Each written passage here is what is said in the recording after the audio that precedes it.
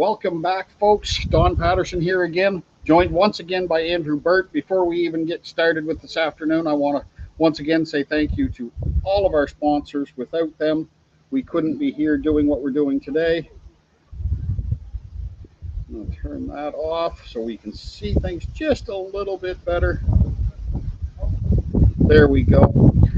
So I want to say thank you to all our sponsors: 506 Tackle, Nakwik Motel, uh, Canada Bass Kayak, Big Axe Brewery, St. Croix, the Nakwik Lions Club, NB Bass Tour, Nova Scotia Kayak Fishing, X Zone Lures, Team Brothers Fishing Trail, the kayak trail in Quebec that qualified the anglers that are here today, Atlantic Laser Works, and I apologize to Liz. I'm blanking on her name and it's not on her logo, but our photographer that's here this weekend. I'll look her name up and I will make that up. We'll make that up to her. So thank you to all of our sponsors and for everyone who's contributing to make this weekend possible. We're not quite as washed out as what we were this morning. We are a little bit wind blown, so hopefully the audio isn't terrible for you folks. It's gusty, it's breezy, it's getting quite interesting for these competitors. They're going to have their hands full this afternoon for sure.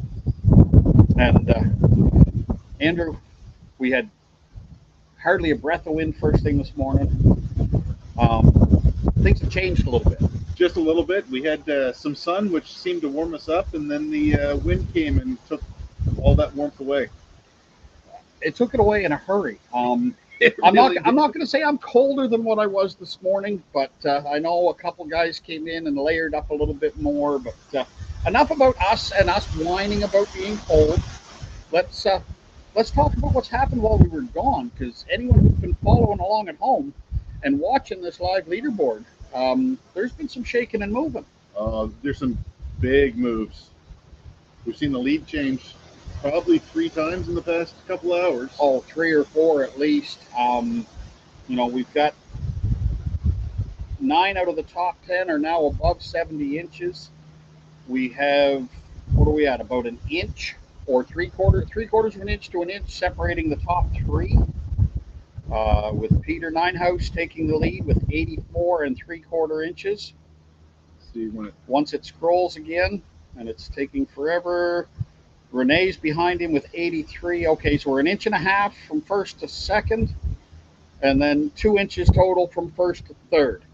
So it's pretty tight at the top. These guys, just a fish. That's one upgrade.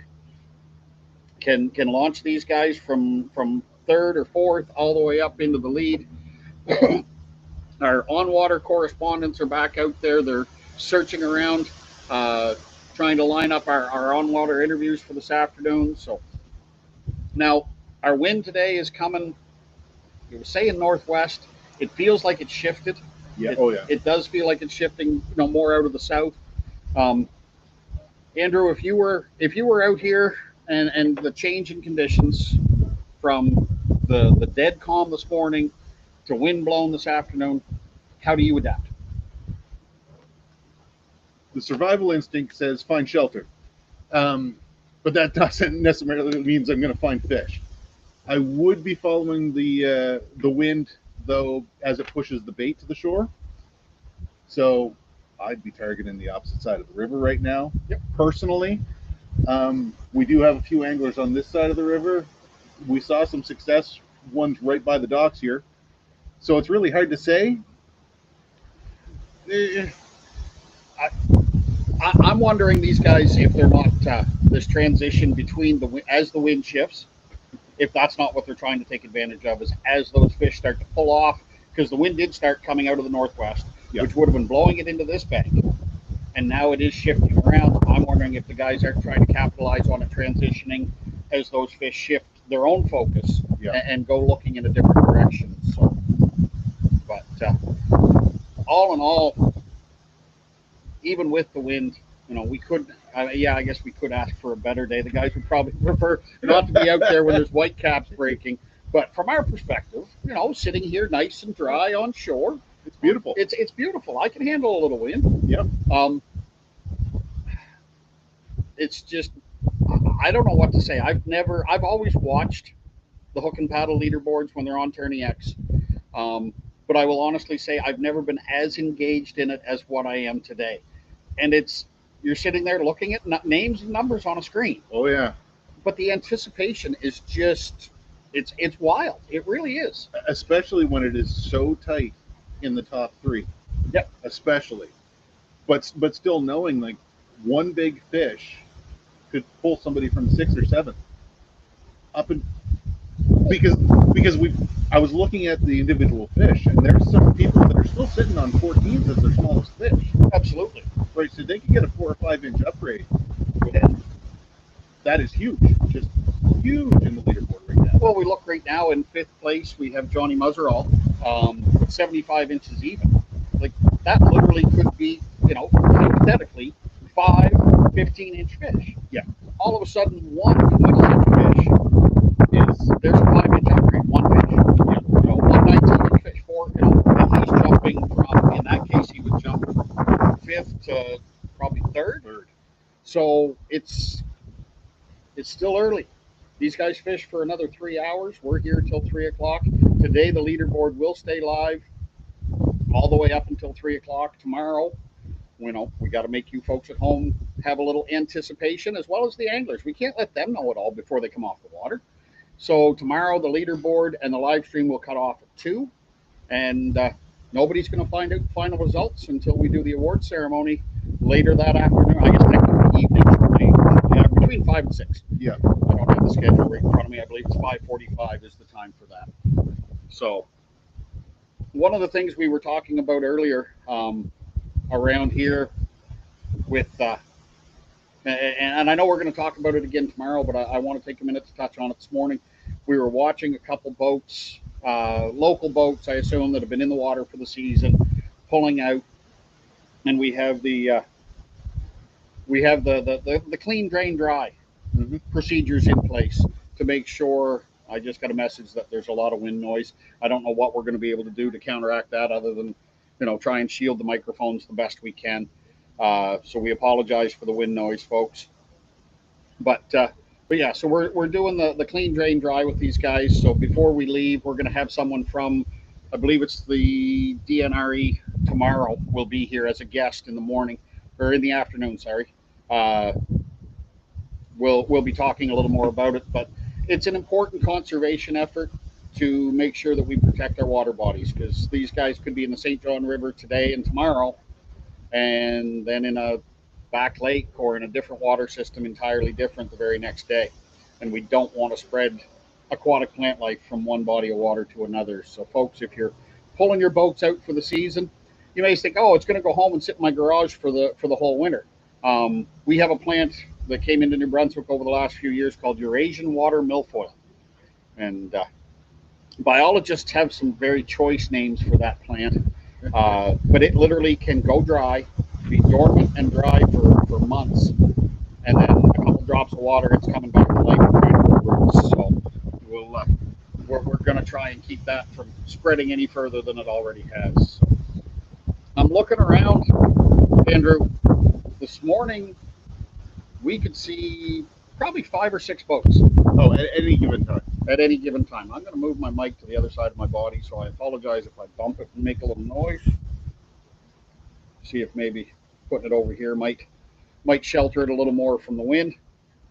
And we did shut that one off, didn't we? So, excuse me.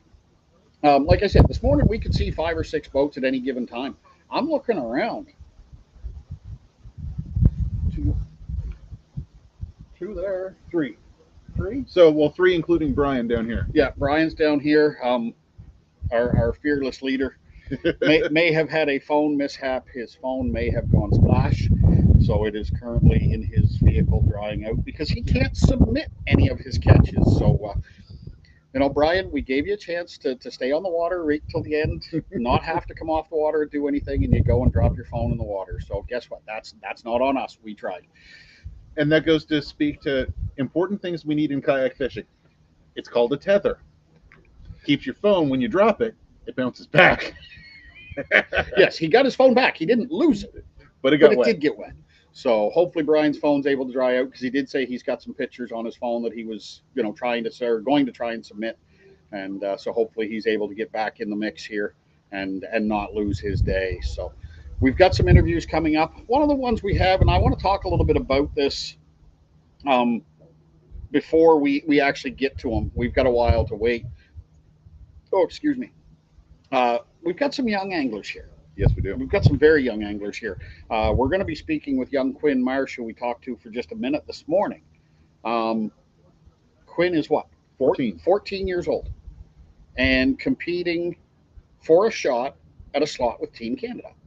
This kid is competing with the best of the best in Eastern Canada. And he didn't get handed a spot to be here. He earned a spot to be here. So one of the reasons why I like looking at this is he's out there on his own. In the powerboat world, I see some young anglers, and I see some phenomenal young anglers fishing with their fathers and this sort of stuff. And it's but this is something totally different, because that young man is out here making 100% of his decisions on his own. Yep. Navigating his own boat, keeping himself safe, cold day to go for a swim. Mm-hmm. So he's 100% on his own. So for these young anglers to do this, I think it's a phenomenal accomplishment. And I really can't wait to see what the future holds for young anglers like Quinn. I mean, you fished against him. Oh, he's a phenomenal little angler. He's got I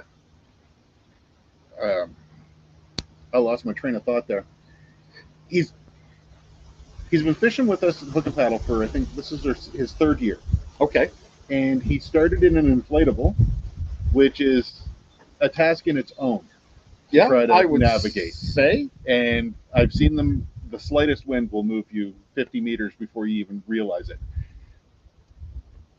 Then he got into his kayak last year, and he's constantly learning. He's asking the right questions, right? Which was great, because the young kids sometimes keep themselves, or a little quiet. He's quiet, but every now and then you run into him on the water. He gets excited and tells you what he's doing, but he also tells you problems he's having. Yep. And he's not afraid to say, what should I do? Yep. And that's the biggest thing is seeing him and a lot of the other young anglers we have learning, absorbing the information. Absolutely. I mean, yes, competition is great, and a lot of us, your computer locked. So, competition is great, and we're all here because we love competition in one form or another. But it's also about education. It's about helping these young anglers or new anglers in general. It doesn't have to be a young angler. Yeah. Because at the end of the day, this isn't like football. This isn't like hockey or baseball, where as your body gets beat up. Yes, as your body gets beat up as we get older, even though we're not. We're not. We're the perfect examples of health. Yeah, sure we are. But as our bodies get older, we we have another hero. Yeah. There's an angel. If you're around the Big Axe Marina today, folks, thank you. Come on down. They are open. Thank you so much. There's just cream in there. That's perfect. Thank you. We had mentioned earlier, we went in looking to see if they had a coffee maker, and they don't. So one of the young ladies that's working just ran and grabbed us a coffee. So thank you to the ladies working the Big Axe Marina for taking good care of us. Us grown men that are sitting out here whining about being cold. Somebody's got to take care of us. Somebody's looking after us. So no, but so sorry, got distracted by coffee. Yeah, where were we? Where were we? We were talking about how much we were the epitome of perfect health and fitness. Exactly. So, but no, it's fishing is a sport that we can enjoy. Most of you have probably seen. There's a meme or a picture online of a gentleman fly fishing in a wading section from a wheelchair. Yeah. So fishing is such a diverse sport that you can enjoy for your life. It's something that you can continue to do for years and years and years. You may change the way you do it, but introducing a young angler to competitive fishing, or someone who came to it, I never started fishing until I was 30. I was 30. I mean, I had fished a little bit, trout, brook trout and stuff when I was a young kid, but not any amount. But I never started getting more seriously into fishing until I was 30, and that was more years behind me than I care to remember. um, but there's no restriction saying you have to start fishing when you're 12 or you have to start fishing when you're 14. No. So yeah, so folks, if you're interested, there's another great thing to mention with Hook and Paddle. Brian has, is it one or two spare rentable kayaks? We usually have two. I think there was one year we had three, but I think this year we've got two rentable kayaks.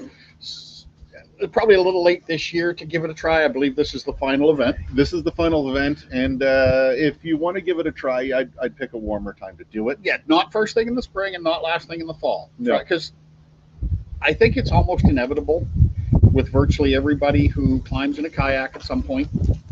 They're going to get wet. Whether you actually fall in, that's no matter what you do, you're that close to the water, you're going to get wet. Errant wave is going to break over your bow. Yep. You're going to have to paddle at some point even if you have a PDL or a motor, and you always get drip off the paddle. So if you ever get into a kayak expecting to stay dry, you're in the wrong sport. Yeah, you really made the wrong choice. Just getting in and out of it.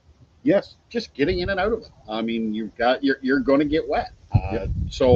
But no, aside from the getting wet part, Hook and Paddle offers the ability for you to come out and rent, I believe they're PDLs. Yep. A pedal drive kayak to go out and try it. Yep. So before you go investing, even on a cheap one, $1,000 on a fishing kayak, or picking up just a recreational kayak, if you just want to give it a try, reach out to Brian and the Hook and Paddle organization, and next summer grab a couple fishing rods, whether it be a Bass Series event or a kayak event or a multi-species event, and go pay them a visit and give it a try. You could have fished from a powerboat your whole life, and you just want to try something different. Yeah. And that was kind of like me. Like I bought my kayak. Now my wife has a kayak. I actually have not fished I fished from kayaks this year, but I haven't fished from my own. But I have gone kayaking with my wife, just for the two of us to get out and do something and enjoy a beautiful day. So it's a very diverse opportunity because you don't have to fish. You can go out. I know Roy.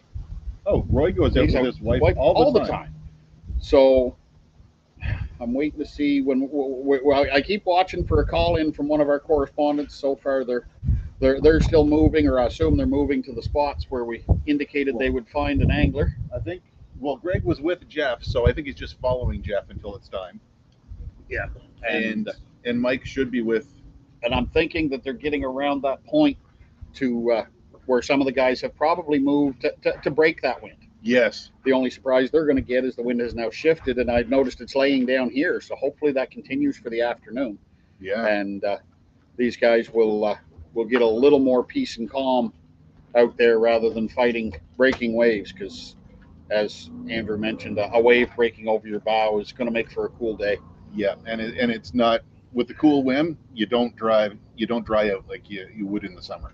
No, absolutely not. You actually get chilled a little worse, I would say. Yes. So I'm looking. We're not seeing a whole lot of movement in the leaderboard right now. We still show 5 anglers with zeros. One of those we do know, as I mentioned before, Brian has some catches on his phone, but his phone didn't like the water, so we're hoping he gets dried out and gets finished up. And nothing's to say these other guys don't have fish caught and they're just not submitting them, or haven't submitted them yet, or maybe they have submitted them and our judges in the background just haven't approved them. So exactly.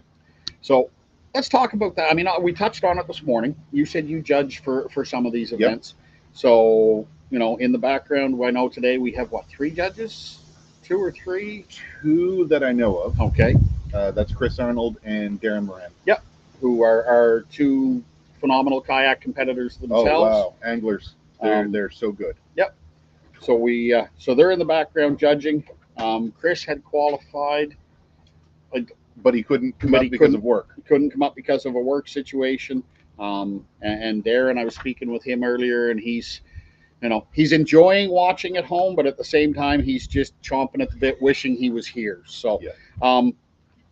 As a judge, you have not literally, but you kind of have these anglers in the palm of your hand. You have, you're the one that's going to make or break them for the day. Yes. So we touched on the requirements for the photos. You as a judge, I guess I'm going to start with this. What was the hardest call you ever had to make? Lucky in that I did have a fish come in. Oh, Mike's joined us here. Mike, are you just paddling along, or are you coming up on? I'm coming up on Andrew Craig. I think Mike might have called in accidentally. He is coming up on somebody. He was Can on. you not hear me? I'll talk to Quinn early. Mike's there. Can you guys not hear me? Available. But let's move that up. Even if Mike's not, out there to talk to him right at this moment, that view is still better than looking at our faces or our shadows. Yeah. So Can you not hear what a me? beautiful day. No, you see a couple boats in the background there. I see the one that Mike's rolling up on, plus another one. Oh, Mike went away. So he must have realized that he was online. So nice to get a glimpse on the water though. Yeah. And see what's a little bit of what's happening out there. We'll go live to Quinn. We're supposed to go live to Quinn around 1:00. So we'll see if Mike can be in position by then. So now back to the question. Okay. So the only ones that I've ever had to really deal with was the mouth is slightly open. And it's the judging how much the mouth is open. Because there's a point where it's too open and you've got to disqualify the fish. Yeah. And I did have to have a discussion with one of the other judges. I was able to get him online, and we both talked through it and decided it would just be a deduction because the mouth was almost 1/4 of an inch open. Okay. And that was kind of the line we drew. But it's really hard to tell without having the fish there and checking it. So it became a group decision on that. And that's definitely one of the benefits to having multiple judges is no one person is going to take that heat or shoulder that responsibility all on their own. So when you say there's a deduction if the mouth is open, Mike's logged in again. We're going to put his footage back up on the screen. Mike, how you doing out there? Good. Can you guys hear me now? Oh, can you hear us? Oh, I can hear you. You can't hear me? Oh, there we go. Now we can hear you now. All right. I'm with Andrew Craig. And how's Andrew making out? He seems to be doing all right. I'm going to try to not to get in his way. He says he can speak to us for a few minutes. That's awesome. Andrew, how was your morning? I guess we're into the afternoon now, but how was your morning? How was your morning, Andrew? It was good the first couple hours, and it's been pretty slow since then. The wind making big. So, have you noticed a big change since the wind picked up, Andrew? Yeah, definitely more tough with the wind. It's been hard to find fish since 2 hours, I'd say. Still looking for my fifth. So. Did you guys get all that? Yep. So, Andrew, I assume you left the launch this morning with a plan. Have you been able to stick to it, or did that go out the window about 30 minutes in? Asking what the plan was it? Yeah. Well, I didn't really have one, so it wasn't hard to stick to or to break away from. So I just went out there, some spots that I'd been to in the multi-species before, and luckily was able to connect with a couple fish early on. And since then, though, like I say, it's been pretty quiet, so I've just been trying to use some search baits to try to cover a lot of water, and hopefully we'll get into some here in a little bit, but still got to get that fifth fish to fill my bag, so that's the mission right now. So, Andrew, if you don't mind, just tell us a little bit about what techniques have worked for you so far today. Stuff that seems to be working in slower presentations. The fish haven't been really active. Really subtle bites. Mostly, most of my success has come around docks. So I haven't really found any fish in the deeper water or edges yet. But I'd say 3 of the 4 that I've caught I'm just looking at the leaderboard, waiting for it to scroll, trying to see what your total is right now. I know we saw you fishing close to the launch here earlier. There you are, 51 and a quarter inches currently, sitting in 16th place. You are still more than within striking distance, and you say you still only have four on the board so far? Sorry, I couldn't hear all Yeah, that. that's right. He's still looking for the fifth fish in his bag. Yeah, so you've got plenty of time to upgrade, Andrew. I really wish you luck. Thank you for joining us. Mike, if you wanna back off a little bit and just kind of keep the camera rolling, we'll keep the footage up on the screen. I know I saw another boat close by there, so if you just want to get a little footage, we'll keep your camera up for a little bit. And Andrew, best of luck, man. Good luck, and we will talk to you soon. Thanks, guys. Thank you. So now, Mike, if you can still hear me as you're backing away, are you seeing a lot of boats in the area you're at? I got a rough idea where you are. Seeing a number of boats or just a couple right now? There's about 5 right around me. It's just around the corner from where you guys are situated. They're all fishing just off the coast, just at the lead edge. Okay, so that's kind of what I thought where you were. So you seeing any signs of activity? You seen any bent rods since you got there? Seen a couple. I don't know how successful the bends were, but I did see a couple. Yeah. So they're still getting bites, but I've had a couple anglers tell me that it's really slowed down pretty consistently. Which, with the shift in the wind, because it started one direction, has changed to another, that really doesn't surprise me. But Greg signed in and joining us, so we're going to let him jump in here, Mike. We'll touch base with you shortly. All right, sounds good, fellas. Thank you. Cheers. Greg, how are you? Can you hear us? I can hear you fine. How about yourself? Oh, well, just playing in the wind.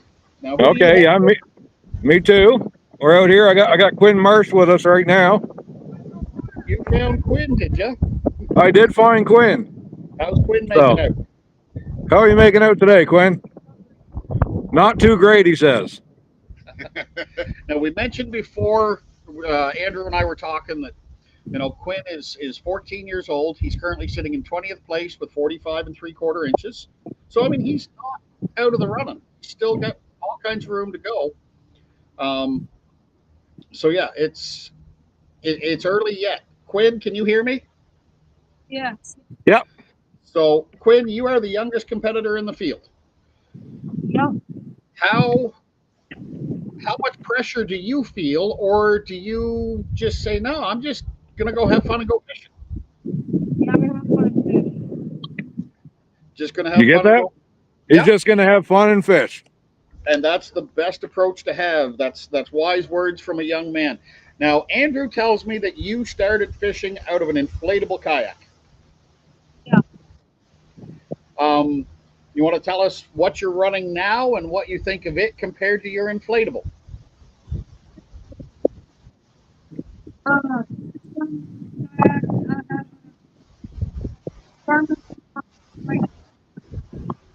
It's a lot better than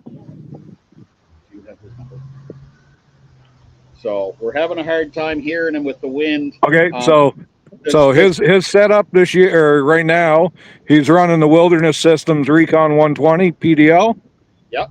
He's got a Garmin Striker 4 fish finder, and he's enjoying it much better than his inflatable that he had before. I can't imagine why he would I know, right? Like that. So it's definitely a more stable platform than when you're sitting in a balloon. little less intimidating if a hook happens to touch it too. Well, there's that, I guess. So, Quinn, if you got to fish for Team Canada, what would that mean to you?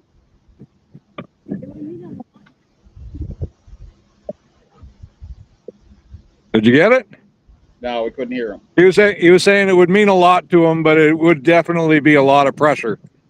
Being as young as he is, and he's making his way through our hook and paddle ranks for sure. And obviously, because he's here, he was qualified. So, well, and that's kind of what I'm thinking is, Quinn, don't worry about the pressure, because even if it's not this year, You're 14 years old. Compared to no offense to the other competitors, but compared to the majority of them, you've got a lot more years of doing this ahead of you. So enjoy the moment, enjoy the opportunity, and if you had one piece of advice for a young angler wanting to compete, what would it be? Never give up, he says. There's the Fish famous right to the whistle. exactly. So that's Mike Iaconelli said had similar sentiments years ago that won him the Bassmaster Classic. So I think that's pretty solid advice. So Quinn, we want to thank you for taking a few minutes to join us. We will wish you luck. Go find how many fish you got on the board so far, Quinn? 4, he says. 4. Okay, so go find the 5th one and then start upgrading. You still got this, young man. You're more than still in the running. You got 2.5 hours left this afternoon. Get it done. Yeah. Good luck, Quinn. What was that? Yeah, he said thank you and just waving to everybody out there, and he's going to go get them. Perfect. All right, Ladies- thanks, Quinn. Thanks, Greg.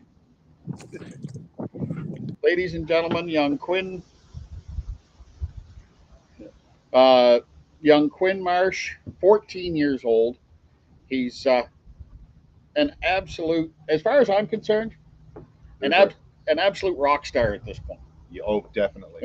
14 years old, competing against some of the best in Quebec, New Brunswick, and Nova Scotia. It's at 14 years old, I can't imagine, what it would have been like to try and wrap my head around. Like I said, he is 16 years younger than what I was when I started fishing. Yeah. So that's pretty mind blowing in itself. So best of luck to Quinn. Best of luck to all the anglers, obviously, that are on the water. We do see a couple going by here now. Yep, that was Peter Engage. That was Peter Engage. So we have our leader just passing by, giving us a wave, and I assume they're brothers. Yes.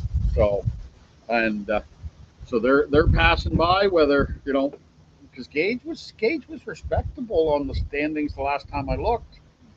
He's sitting 6th. Yeah, 74 and a quarter. 74 and a quarter. So 10.5 inches behind his brother. So maybe the brother's going to go give away some secrets and see if he can help his brother out. But yeah, no, I just, like I said, the watching the leaderboard, the talking to these anglers on the water, I'm personally kind of jealous. Oh, absolutely jealous. I am. Absolutely jealous. Full disclosure, folks, Andrew and I may have picked up a rod and thrown a couple casts off the docks while we were in our break. I had a bad knot, had a knot fail and lost one. I know Andrew caught one. I caught one small one. He caught one small one on the side of the docks where the kayakers can't reach. So, we're not stealing their fish, but and we did see a muskie rise that had Andrew drooling. So, but I don't think these guys would mind if we took a muskie off the board. No, definitely not. So, oh, and I'd like to point out, Gage is also one of our young anglers. He's only 16. Okay, I knew Gage was young, but I didn't know. So in the multi-species, he this is his last year fishing in the youth division. So the Bass Series doesn't have a youth division, correct? The Bass Series is straight up head to head. Yeah. But so let's talk about that for a minute. We have the youth division. So basically, whatever age they can handle the boat themselves up until they're 16. Yes, I don't believe we have a minimum. Okay, so you said this is Quinn's third year at 14. Yeah. So that means he started when he was 11. Yeah. So just a baby. Okay, I'm depressed. I might have to go home early, folks, because this young fellow that started when he was 11 is here. And I will be honest, when I'm on a kayak fishing, I'm still quite nervous, and I see him out here in this wind, moving around. Well, I mean, a lot of these kids start young enough to have not learned to fear yet. Okay, fair enough. Fair enough. I definitely have succumbed to my fears. You're frozen again. I'm going to have to get a prod and just poke Andrew every few minutes and remind him, just move the mouse pad on that second computer so we have the leaderboard showing. Oh, excuse me. So I'm really impressed. I guess I can't say it often enough, and I know I'm going to say it over and over again. That the dedication these guys have shown, the effort they put into it. If you ever get a chance, I know the Moncton Boat and Sportsman Show, Hook and Paddle always has a display, and at the Yugo NB trade show, the United Guides and Outfitters of New Brunswick trade show in January in Fredericton, there was a display there this year. To see, if you've never seen one of these competitive fishing kayaks up close, go look at them. Get a chance to go to one of these trade shows, one of these sportsman shows, and go look at them. Because it's unbelievable, the effort. You know, these come as a bare bones kayak in most cases. Oh yes. And these guys spend just as much time running wires, adding accessories, and rigging these boats as any power boater does. Yep. The investment is, when the guys reach this level, the investment in most cases, or in many cases, is phenomenal. Oh, You it know, can be an it's- arms race. Well, that's just it. It's cheaper than power boating to start doing, but it does come with a price tag the further you get into it. The same as anything else. I actually did a seminar at the Moncton Boat and Sportsman Show last spring, and it was talking about simplifying things. Mm-hmm. And you know, we look at all the electronics that are out there today, and there's Active Target, Live Scope, and there's Mega 360, and all these, and spot locks, or trolling motors, and all this technology. And then you always have that person that is going to gripe about the technology, and they say, "Oh, well, my grandfather was my fish finder." And I said, "Yeah." I said, "Your grandfather probably had one, maybe two fishing rods. He might have had a light one for trout and a heavy one for everything else." And I turned around to a couple of the guys that were in the audience, were bass tournament anglers, and I called them by name, and I said, "How many rods do you have in your garage?" 25 or 30. Other guy had, 15 or 20. I probably have 20 or 30 in my garage. And it's like, we overcomplicate things. Yes, very much so. We overcomplicate things. And I like the redirect in the kayak fishing, because it does force guys to simplify some of what they're doing. Yes. They can go above and beyond, but when they're starting, or actually not when they're starting, we do have an interesting gentleman that's competing this weekend, that I wish we had some pictures queued up so we could take a closer look at it. Maybe we'll try and get those queued up for tomorrow, but I want to talk about him right now. We talk about the investment these guys have in their kayaks. Well, we have one guy here this weekend that I first met probably a decade ago. No, it'd be more than a decade ago. Excuse me. He's got a different kind of investment in his kayak, because his investment is sweat equity. Yes. Mr. Built. Mr. John Kale is here competing with a hand-built kayak. No electronics, No. just a couple rods, back to basics. But he qualified to be here against the best of the best in Eastern Canada. So what does that say for the old school simplification? He knows how to find fish. He knows where to go. He knows how to work them. And his fish finder is his brain. And so I think you made a comment. We were on a call the other night in preparation for this, and you made a comment that John doesn't find fish find him. Yes. It's almost like, he's a fish whisperer, that he just attracts them and they just come to him. But on top of that, he had a homemade kayak that he used for many, many years. Yep. And just this past winter, I believe it was, he decided it was time to build a new one. And Andrew, you yourself were part of that build, were Yep. you not? We built it in Renee Peltier's garage. Okay. And so Greg and Renee and I spent some time out there. Let John guide the process. We put some blood and sweat in there for sure. And it was amazing to see how all the pieces came together. Literally stitching wood together before it was screwed in, and it was phenomenal. just to be part of that. And it really would be, and I think that's an amazing experience. And I really hope, whether it be you or Greg or Renee or whoever has an opportunity to maybe further that and maybe pick up, because John's not going to build them forever. Nope. Because there's not a lot of people left with those skill sets, and it would be a shame to see that skill set fall by the wayside. Yeah. So now the other thing that you guys told me when we were on a call in preparation for this is the fact that you go out there with your pedal drives, and another fellow that was on the call with a power drive, and John was pulling away from He him. was pulling away from us at East Branch, and I knew his boat could move.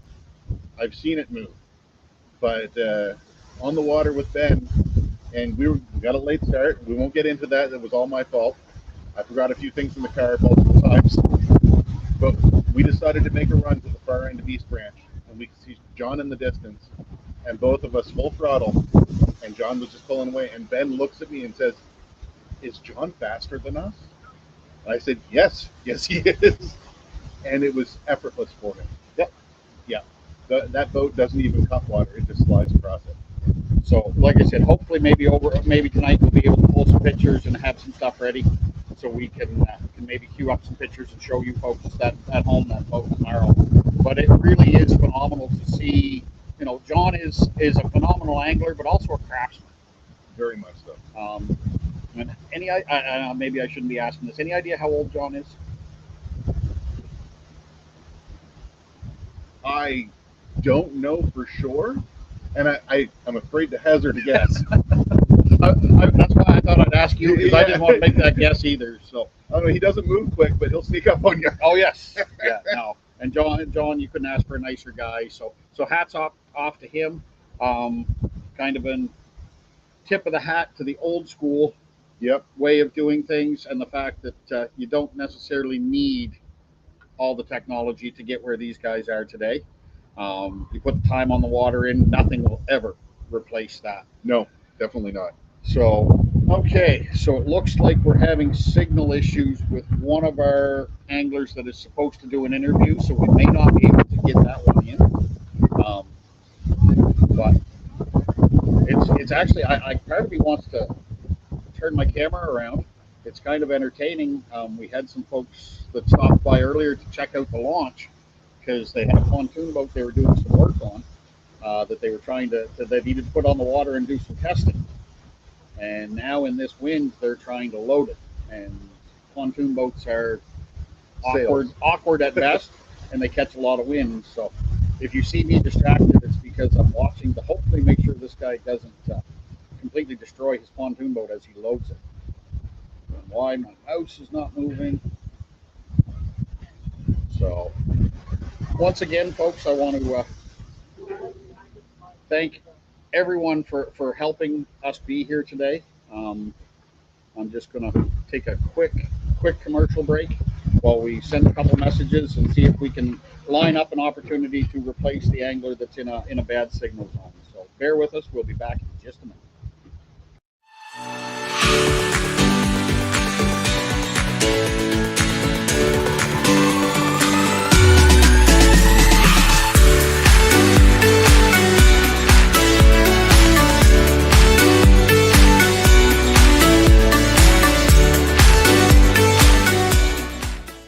Ago, he was deep water right here. I'll send him a screenshot. Yeah.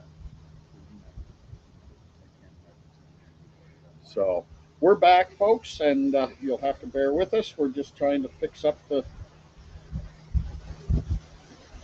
get our on the water correspondence and directions to our anglers.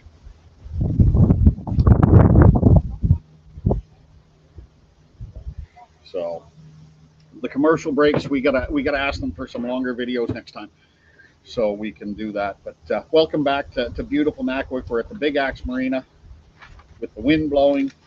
The leaves on the trees are rattling behind us, which probably is not making our audio one bit better. I'm going to try and stick that notepad out of the way, so hopefully it doesn't rattle and make our sound any worse. But been pretty quiet on our leaderboard since we came back live 45 minutes ago now. Oh, no, we've only got 4 at 0 now. Oh, we did have Somebody got a fish. somebody else broke their goose egg. Hubert Moffat out of Quebec. Our final Quebec angler is now on the board, and On the pumps. Greg just messaged me and said he found us one of our anglers that we are slated to interview today. So we're a little early on him, but where we have the other guy with some technical issues, I'm going to just message Greg back and tell him to go ahead and call in with this gentleman.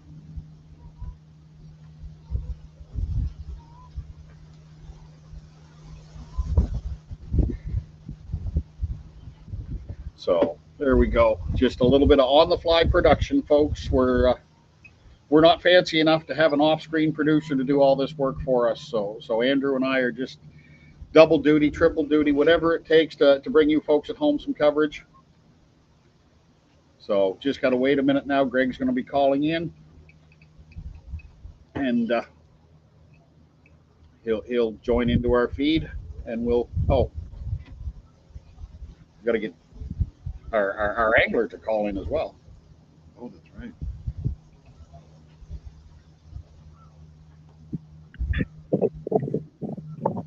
Do you want to send Ben the link? I don't have the. Yep. Okay.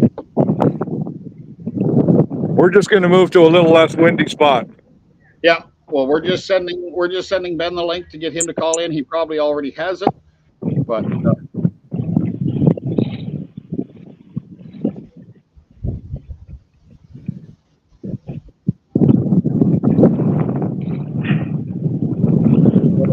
Hey. It's a little windy and choppy out here today. I don't know if you can tell or not, but we got white caps. It's laid down a little bit here, Greg. How bad is it? I know you're around the bend there a little bit. It's still pretty bad over there. Yeah, you're getting about almost a foot swell out in the middle. Like I had water come up over my boat, so.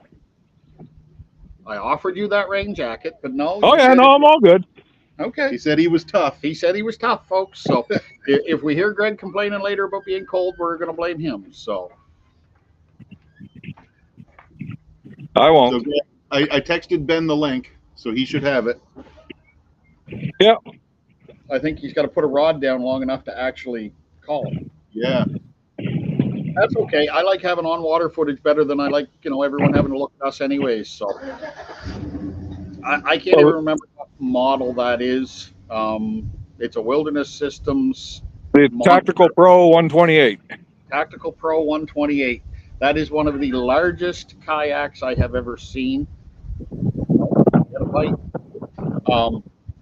We were out fishing earlier this year. Ben was on his kayak, I was on another, and we actually had a friend there with a John boat. And the two of them were coming down the lake towards me. And honestly, Ben's kayak looked almost as wide as Nate's John boat. Like, I'm pretty sure from a distance you would have a hard time telling the two apart. So yeah, he sent it to you.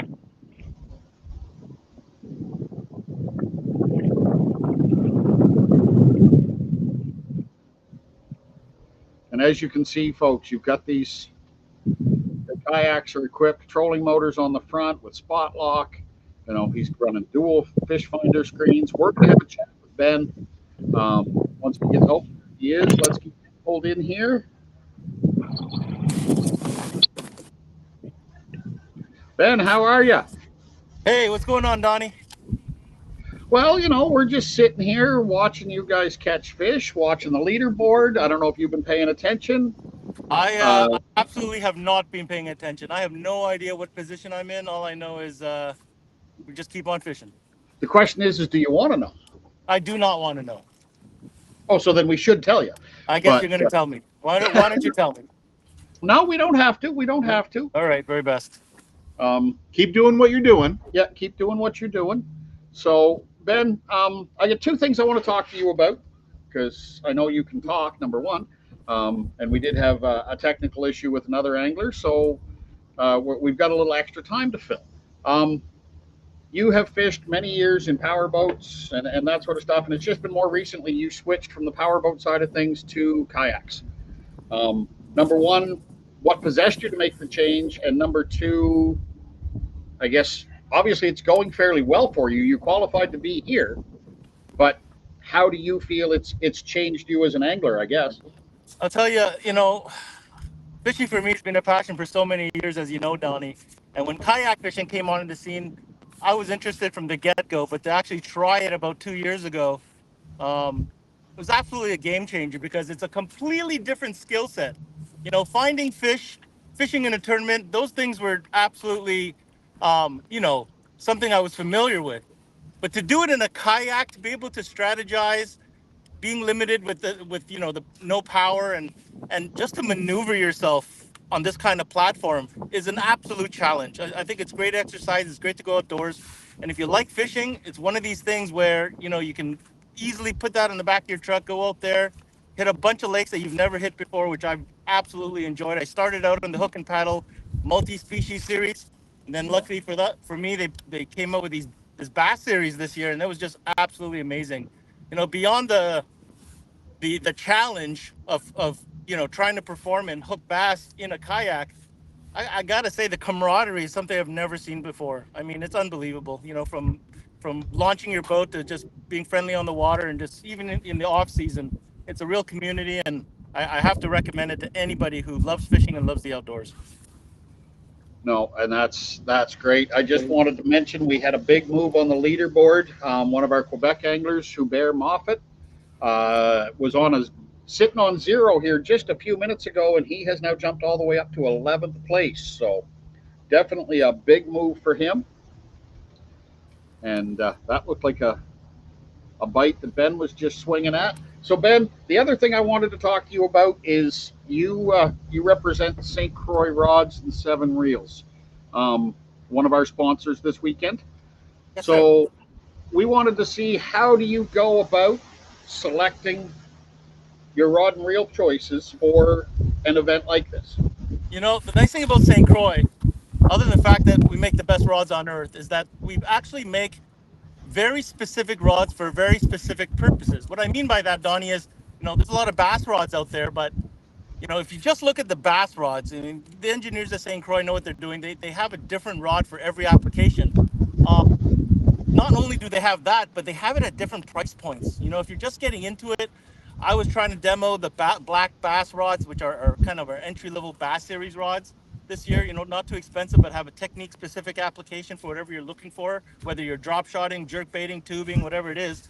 And then on the other side of that, they even have a Yak series, which has a little bit shorter butt that you could easily maneuver on a kayak. So really, when it came to sponsoring the Hook and Paddle event with St. Croix, it was an easy fit. We have great dealers across the province, especially in New Brunswick, whether it's Big Rigs up in Miramichi or Dorian's up in St. John, or of course Minnow Tackle in Fredericton. St. Croix offers a great selection. We want to show that we support the community by sponsoring events like this, and of course Seven Reels that go with it. It's a perfect match. So you mentioned the Black Bass series. I guess for an event like this, how many rods are you carrying on your boat? In the summertime, when we're mixing it up between largemouth and smallmouth, I'm not going to lie, I'm embarrassed to say I probably have too many rods on deck, anywhere from 8 to 9. But an event like this where it's predominantly smallmouth, I've got 6 rods on me today, 5 spinning and 1 bait caster that you see in my hand. Okay, and while we have you, and like I said, I know you're more than comfortable talking. I know you would rather be catching fish than talking, but I'm still going to occupy a little bit more of your time. I was just telling folks a little bit about your particular choice in kayaks,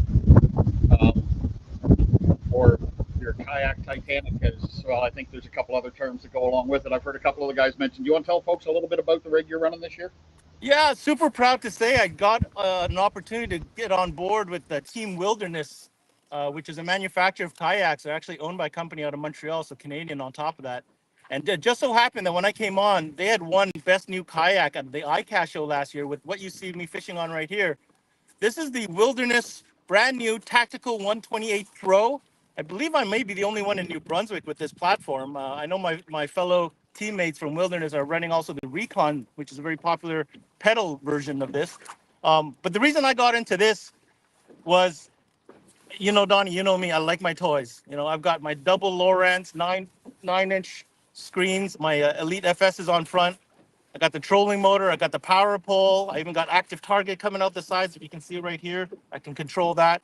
And this thing is just an absolute platform. You know, it doesn't come with any pedal. It doesn't come with any power, but it's completely set up to do whatever you want to it. And that absolutely spoke to me. And been running it all year. I gotta tell you, I don't know if there's a better platform on the market for what I want to do anyhow. No, that is definitely quite. I struggle to call it a kayak. No offense, I struggle to call it a kayak because it is a monster. But It is a one last question before we let you go. What would it? Somebody's triggering our walkie-talkies here. Hopefully that doesn't mean there's an emergency. Before we let you go, one last question. What would it mean for you to have a chance to fish for Team Canada?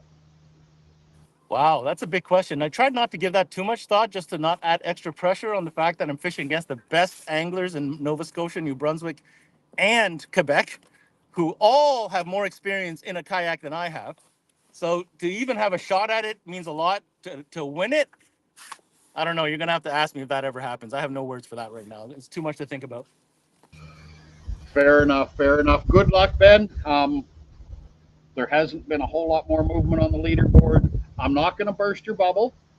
But all I am going to say is that you are currently in a single-digit placing. So that's Am I in the most, chase, Donnie? Be honest with me. Am I in the chase?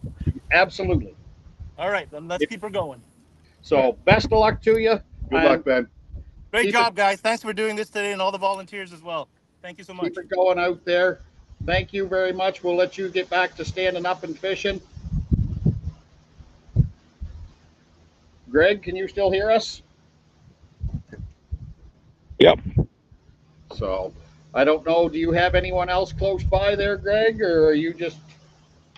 No, I'm pretty much by myself here, just me and Donnie and some local campers at the campground here that come down to check out what we got going on. Right on. Well, if you want to hang back there or if you want to move on, Andrew and I, there has been a little bit of movement on the leaderboard. So we got a couple things we got to talk about there. So I'll let you move on. Thank you, Greg. Great job out there. Thank you for being out on the water with us today. We'll check in with you here in a little bit. Okay. See you in a bit. Thank you. Well, there's somebody else moved because Bear's down at 13. There's been some movement on the leaderboard. We just got to get a look at the screen and figure out exactly what it's been. Gary Lynch has jumped up to 8th place.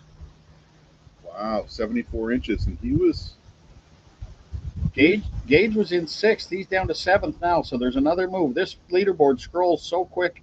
You folks at home are probably Joseph Boyley. I apologize, Bailey? Joseph Boiley, I believe Boiley? it is. 76 3/4 inches has rocketed all the way up to 5th place.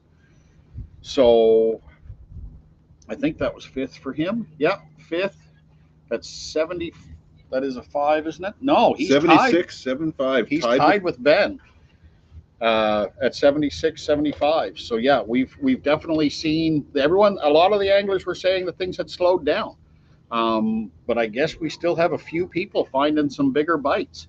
So that's great to see, and it's 2 hours of fishing time left to go, folks. There's a big, there's still all kinds of time this afternoon for these guys to get out. Oh, Mike's signed back in. I don't know if we've got some video there. Let me see what he's got going on. Mike, are you there?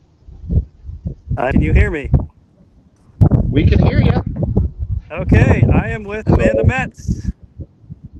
Amanda, this is awesome. I was hoping we were going to get a chance to talk to her. Amanda, can you hear us? I can hear you. How's things going for you this afternoon?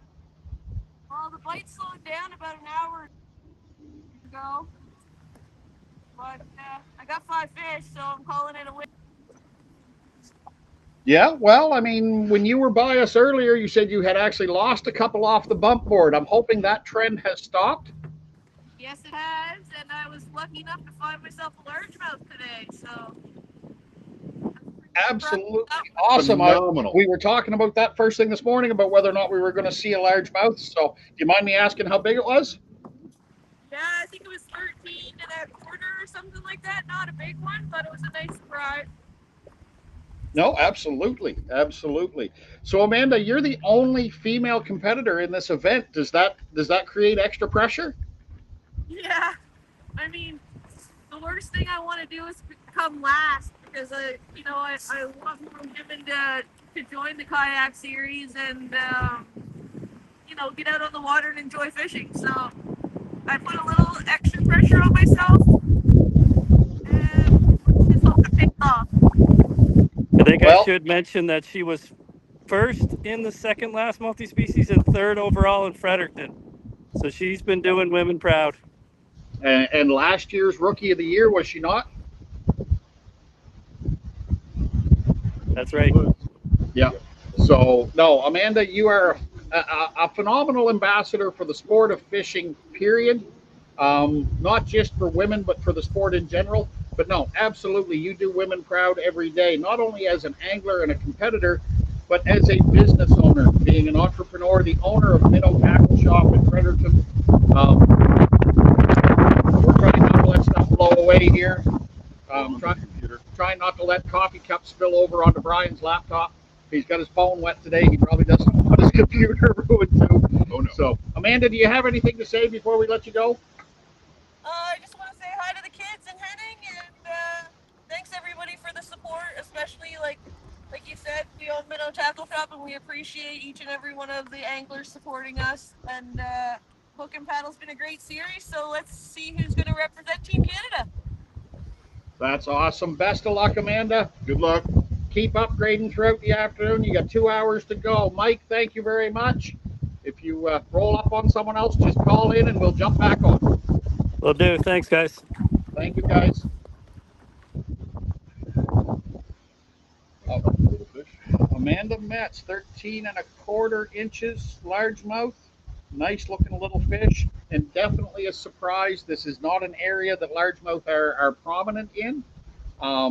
So yeah, I'll be curious to talk to her off the water and find out just exactly where that fish came from, if she's willing to share that with me. So yeah, no, that is pretty cool. Yeah. I'm just trying to turn this a little bit to see where we're at on the leaderboard.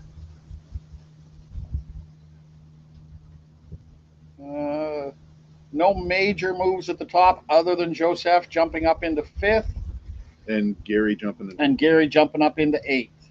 So definitely some big moves. And as I said, still 2 hours to go. So it's really quite phenomenal to see. Well, I'm looking at it. It's nice to see that we're seeing movement now, which means some of the anglers have figured out that transition. Well, yeah, exactly. That everyone was talking about the bite slowing down. I'm hoping that what we're going to see is another surge this afternoon for this last 2 hours. Excuse me. The sun is up. It's going to push over the top of us here soon and hopefully get us a little bit out of the shadows. Not that that's necessarily a benefit for you folks at home, but the sun's up. It's warmed up the water probably as much as it's going to for the day. It'll, a little bit as the afternoon progresses, but it's not going to be a lot. The wind has shifted. It started from one direction. It's shifted around, and it does feel like it's still shifting a little bit. But as those conditions change, these anglers are adapting. And this, to me, is one of the great challenges of the kayak events. Yeah. If you commit to a zone, even when you're dealing with power drive, saying, oh, well, you don't have to pedal or you don't have to paddle. No, but it's still not that. What's a fast kayak? Anything over 4 miles an hour. Anything over 4 miles an hour. So to put this in perspective, folks, I dropped a coffee cup lid here that I don't want to lose and have it blow into the river. From a bass boat perspective, the slowest one in the field of a bass tournament probably runs 30, 35 miles an hour. That's the slowest. The fastest, well, that could scare you. So if those guys go 10 miles downstream, it's no time at all if they want to change because conditions change, then they're going to run back 10 miles. Yeah. In a kayak, you're going to pick 2 or 3 or 10 or 12 targeted zones within a certain radius. Oh, very much so. And once you commit to the extreme length of that zone or the boundaries, That was your final decision, is what it is. yeah, that's kind of this is either going to work or it's not. I mean, they talk about throwing a Hail Mary. Well, in kayak fishing, if you travel any distance, especially these guys that hit the water 2 hours before lines in this morning, Yeah. if they were taking advantage of those 2 hours to travel to the absolute end of our boundaries, they're really committed to Yes. that. If that doesn't work out for them, it takes too much time to turn around and come back the other way. I mean, I'm not saying they can't do it, but they're burning valuable fishing time just to turn around and go the opposite direction because they made the wrong choice. So to say that there's a lot of psychological, and let's face it, Andrew, you and I both know when you make the wrong choice on the water, It that can eats at be you. absolutely crushing. Yes. And because of that, you have to make changes, but you second guess every change you made because your first decision was a poor decision. You make one wrong choice and it can just destroy your day. Oh, exactly. When we fished the multi-species tournament out of Matquack, now the difference for the multi-species versus the bass is the bass you can start anywhere, line's in at 7. Oh, we got Greg back in here. Let's see Oh. what he's got going on. Well, I've been sitting here listening to you guys talk about travel and the weather and the wind, and I just kind of want to figure to give you a little view as to how it actually is out in the river. It's a little windy, a little tired running back and forth up and down the river, and you guys are over there. Camp, though. I was over there a few minutes ago, went all the way over there, and now I'm heading up to see who is up in this corner. So when I get up there, I'll check back in with you. Well, I mean, you can stay with us if you want, Greg, for a minute. I just want to ask, in this wind under these conditions, what's your top speed right now? Right now I'm 3.78. So knocking on that 4 mile an hour mark. Yep. So Trying not to get my camera wet. Oh, trying not to get your camera wet. Yeah. yeah. So and as Andrew just mentioned, Greg's boat is entirely people powered. He is not on a power drive. He's not on a trolling motor. He is 100% on his 2 feet and a pair of pedals. So aren't those pretty feet? Yeah. So At least he's not wearing shorts. whew, thank you. So, but Greg, we can't thank you enough. You and Mike being out there pedaling your guts out today for us, while Andrew and I sit here and just complain about being cold and have the ladies from the Big Axe Marina bring us coffee. So, Yep. Oh, nice. I'll be in a little while. Hey, if I can't be out fishing, I'll be out here to support them. we appreciate it, my Perfect, friend. thank you. We'll let you go for now. Let you see if you can find someone else, and you know what to do if you do. Yep. Okay. Thanks, Greg. So I will admit that looks a little choppy out there. Just a little bit. I'm thinking today is not the day for a novice like me to go playing. I mean, I'm a strong swimmer, I guess. Yeah. If that's any. And you'll have your PFD. Absolutely. I actually brought it. I don't have a kayak here, but I brought my PFD. You're afraid you were going to fall off the dock. Shh. No, the conditions, it's choppy. It's not the worst we fished in by any means. I'm thinking back to hearing stories about, was it 2 years ago? Miramichi. Miramichi. You want to talk to folks at home and tell them a little bit about that adventure? Or is that something you've tried to block out? It was interesting. It's one of the first times I ever found a safe place on the water and just stayed there all day, regardless of fish. We were holding at 55 kilometer an hour sustained winds with 80 plus gusts. Yeehaw. Crossing from the launch to Beaubear Island I was in a pedal drive at the time, and that was just work. I'm lucky in that my hull design takes waves from the side much better than, say, Greg's hull design, which takes waves better from the bow. Yeah. So crossing over was easy for me. Greg has footage of him almost dumping just because of waves. We had 2 kayakers capsize during the day. One of them it was probably within the first 15 minutes. He was near the launch. He was still near our camera boat. So they were the ones that were able to rescue him and get him back to shore. And our other kayaker, no names, was on the far side of Bow Bear alone.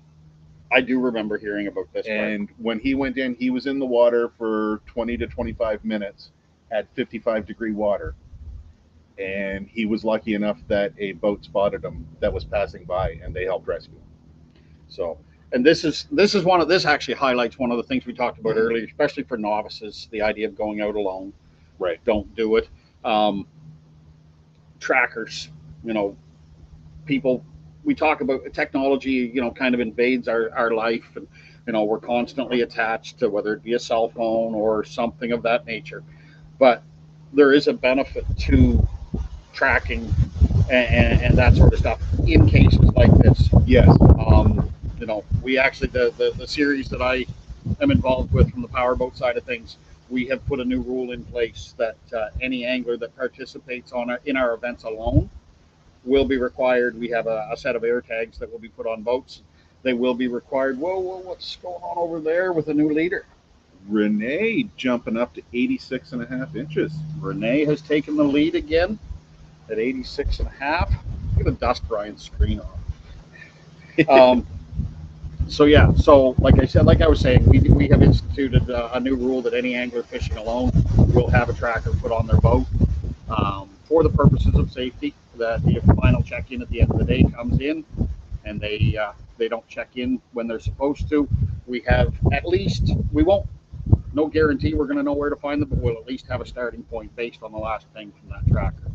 So don't take Mother Nature for granted, folks. She brings us some beauty, but she can be a beast at the same time. So yeah, and especially this time of year as the water temperatures are dropping, or as you mentioned in the spring of the year, like it was in the Miramichi, 55-degree water temperatures. That is ridiculously cold to be trying to go for a swim. Greg's joining us again.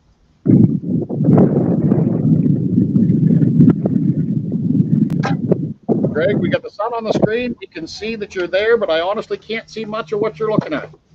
That looks like John Cale.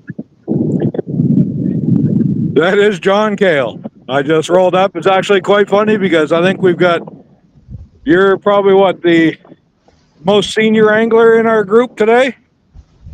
And then we have our youth angler, or is that? Okay, there's Quinn right there. So we have our youngest and our most experienced. We're not going to make any references to age. We're just going to say he's our most experienced. Yeah. So, but Greg, if you can get in there and ladies and gentlemen, this is the handmade kayak we were talking about earlier. So, Greg, if you can kind of go ahead and fish, John, for a bit.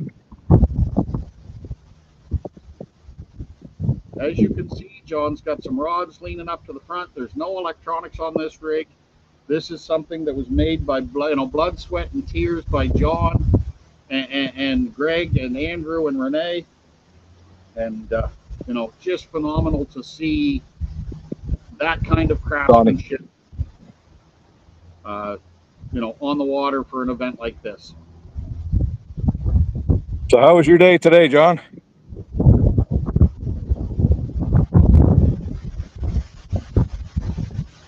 Uh-huh.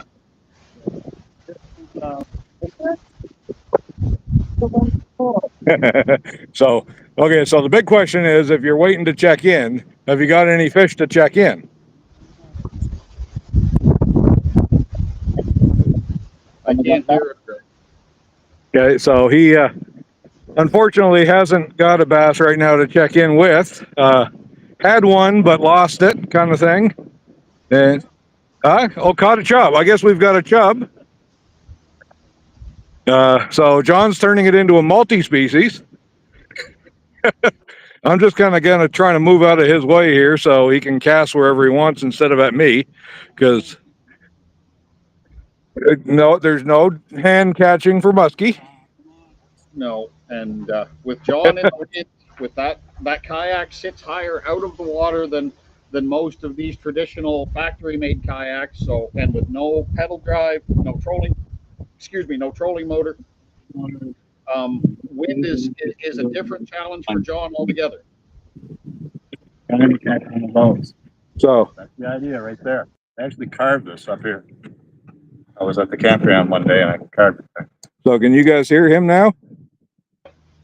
Yeah, we're hearing bits and pieces. He's talking about the carvings in the side of his boat when he said he Yeah. carved it right up here at the campground. Yeah. Yeah, I was there at the campground. So, John, if you can hear me, the kayak you had before this one, how many years did you run it? About 9 years. And it was one you had built as well? Yes. Yeah. I built about 15 kayaks. So, and you're starting to find these other fellas that are willing to take a little time and learn a little bit about your craft? Yeah, definitely. I actually had a guy when I pulled into the parking lot here yesterday. A guy came over and asked me how much it was to buy one. So I told him it took too long. I was going to say the hours. How long does it take? This one really took a year, but hours wise, it's supposed to be about 160 hours for this kayak. So you sell them for $1 million. You just got to sell one.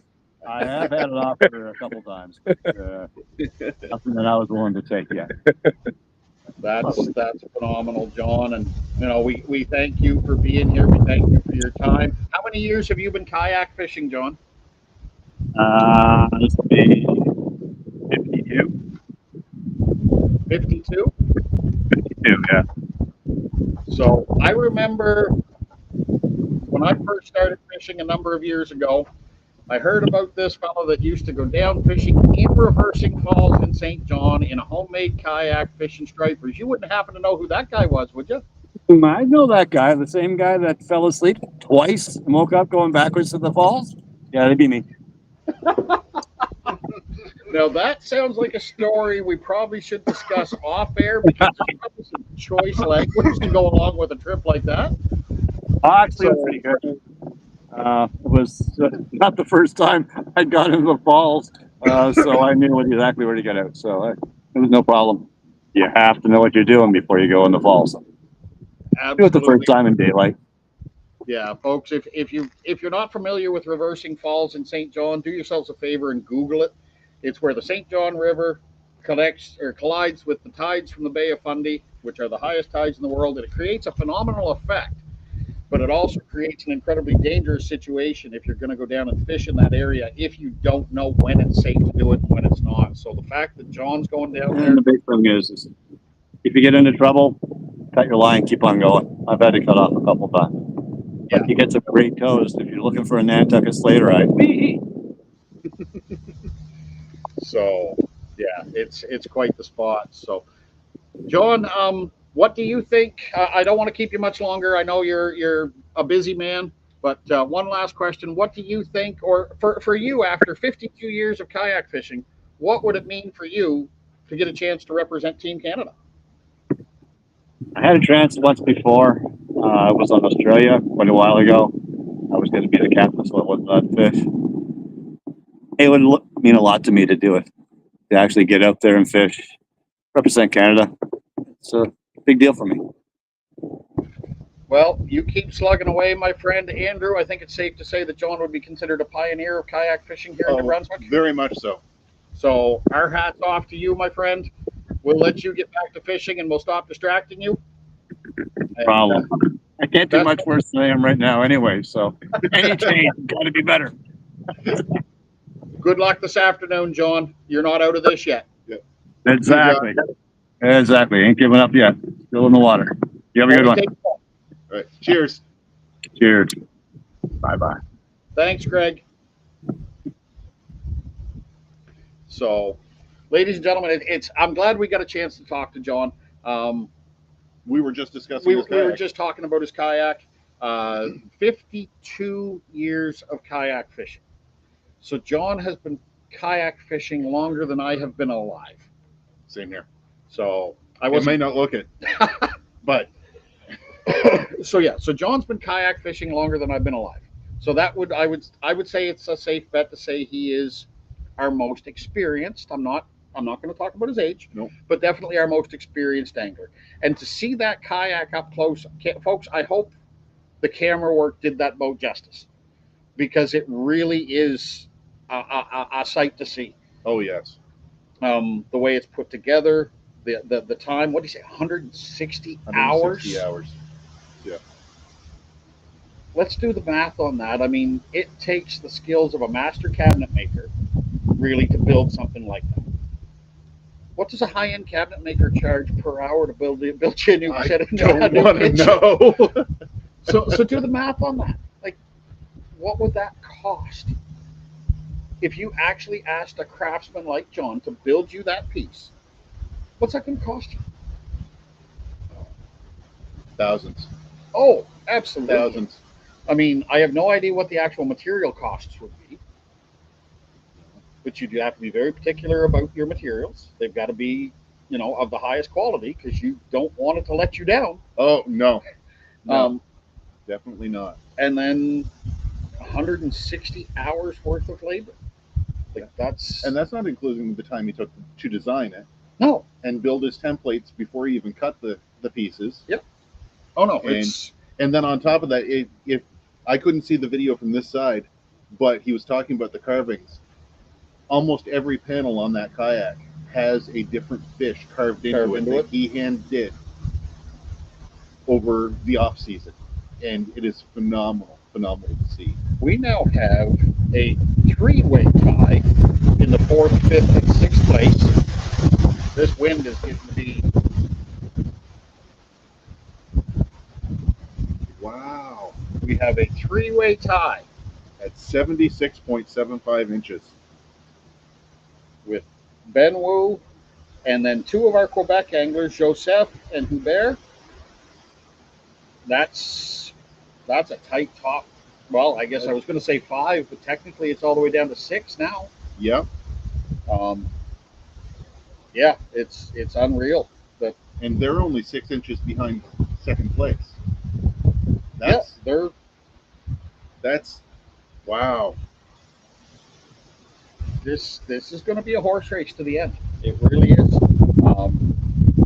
And then you look. I mean, we've got the entire. We're at 11. We've got the whole top 12 at 70 inches or better. So there is a lot of people that are still within striking distance of. Yeah, and this is just day one. Absolutely. So, you can go out and hit a home run today, and you can strike out tomorrow. So if you're on the board after today, you're not out of it. No, oh God, no. And I don't. Well, I do envy them getting to fish today. I don't envy the stress that it's going to be on them tonight, looking at their leaderboard, knowing where they're sitting, and knowing that tomorrow is a whole new day. What's the worst place to be after in a 2-day event? What place do you personally not want to be in after day 1? Second place. You don't want to be in second? I don't want to be in second at the end of the first place. You can look at it and go, I had a phenomenal day, and worry about the second. Second place is, I almost had the best day. This is the gap I need to make to catch that guy, plus maintain the lead. So it's just one. They say second place is the first loser. Yeah. That's where I'd hate to be. Yeah, I don't want to lead. I absolutely do not want to lead. But you don't want to be far back.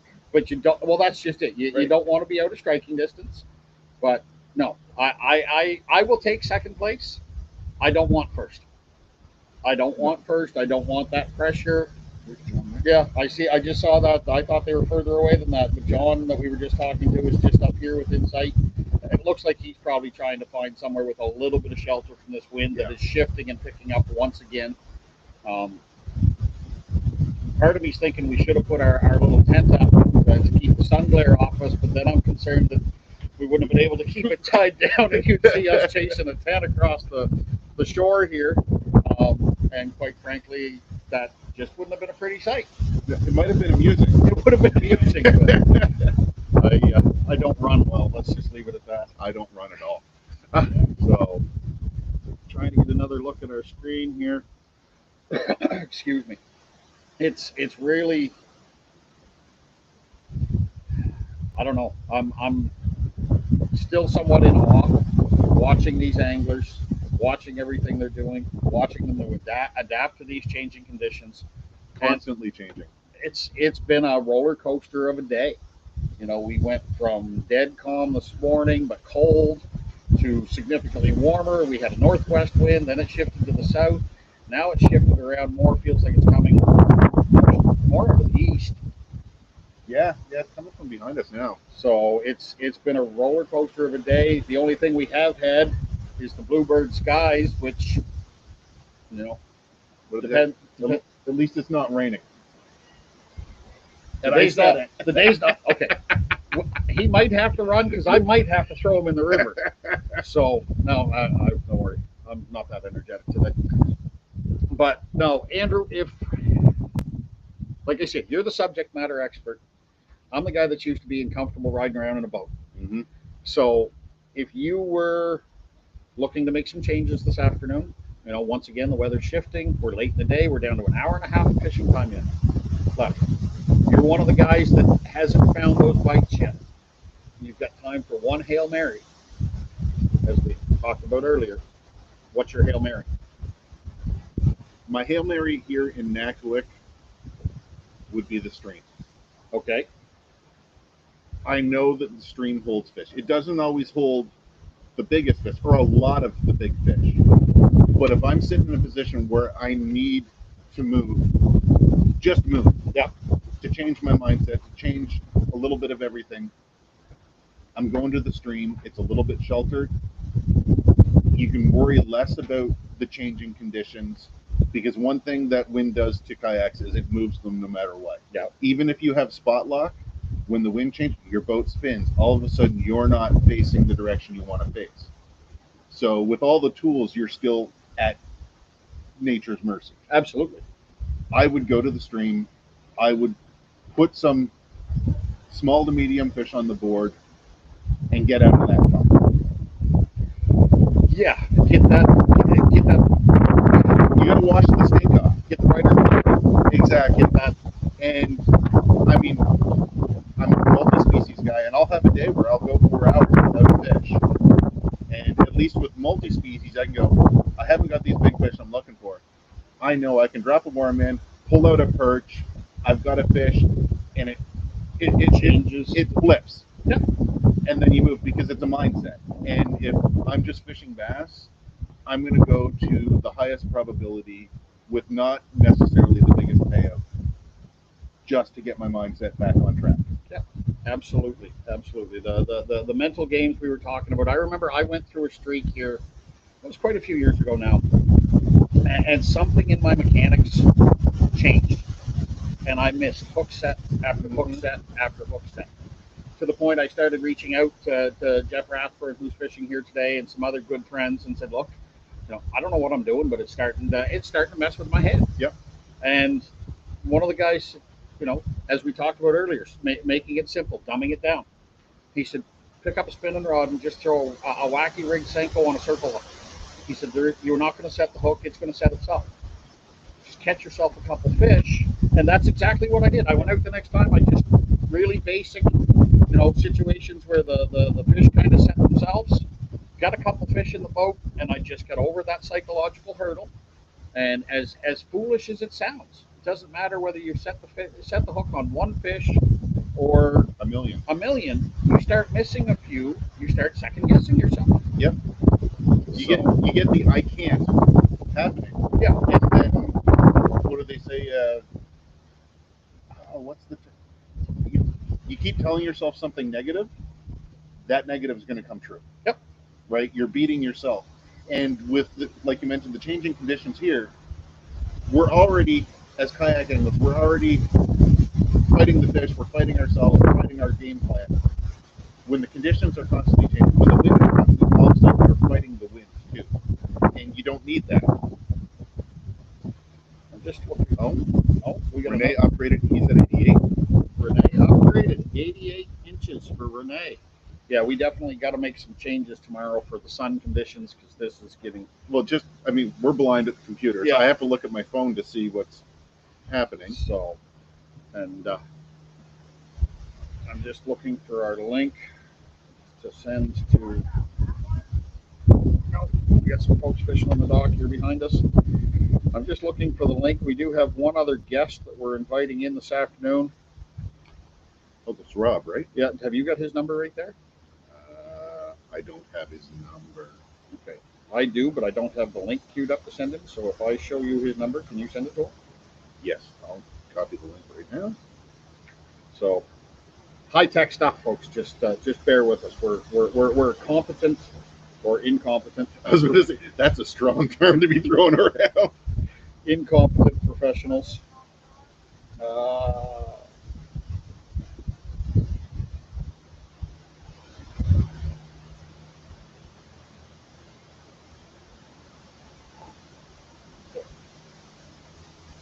I could just give it out. It's Rob Nickerson, the owner of 506 Tackle. I could just give his phone number out on the air. I'm sure he wouldn't mind. Oh, Andrew's just over here mouthing it with the microphone. Oh, geez. Yeah. Whoops. We'll stop there.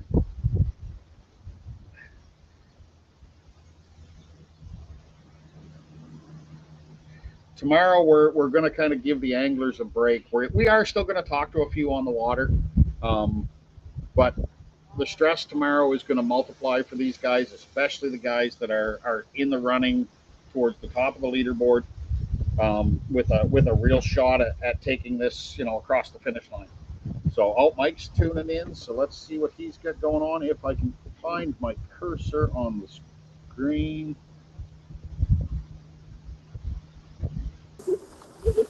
Mike, how are you making out?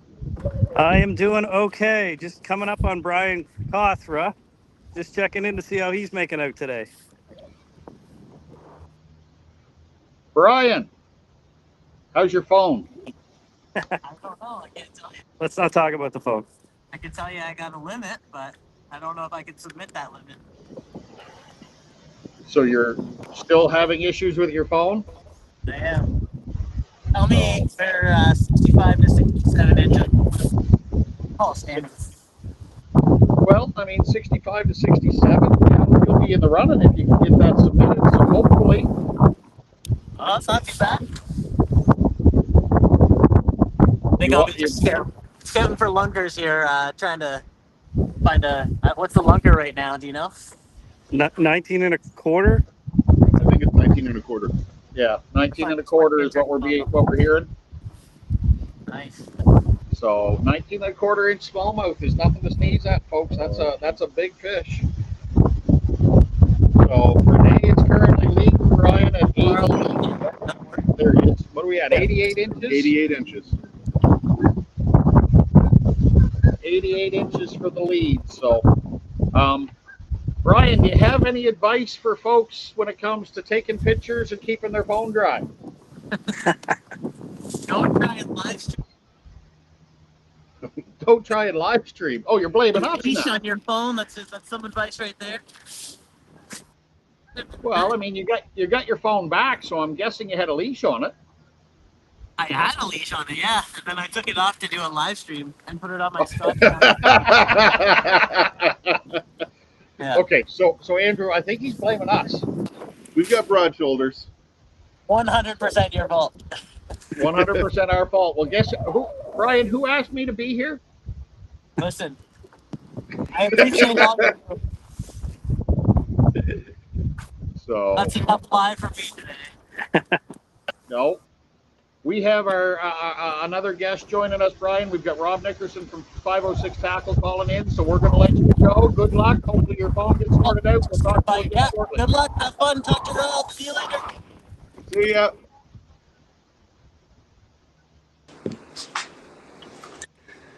Rob, Hey guys. how you doing? Good. I'm keeping busy here today. Little less wind noise where you're at compared to where we are. Well, I'm a little bit more inside too. A little bit. I thought you'd be out on the river today. Such a beautiful, quiet day. Well, normally we would be, but there is an event happening in our backyard here today, so we're gonna wait Oh, and go. that's right too. It is. They're downriver today and upriver tomorrow, aren't they?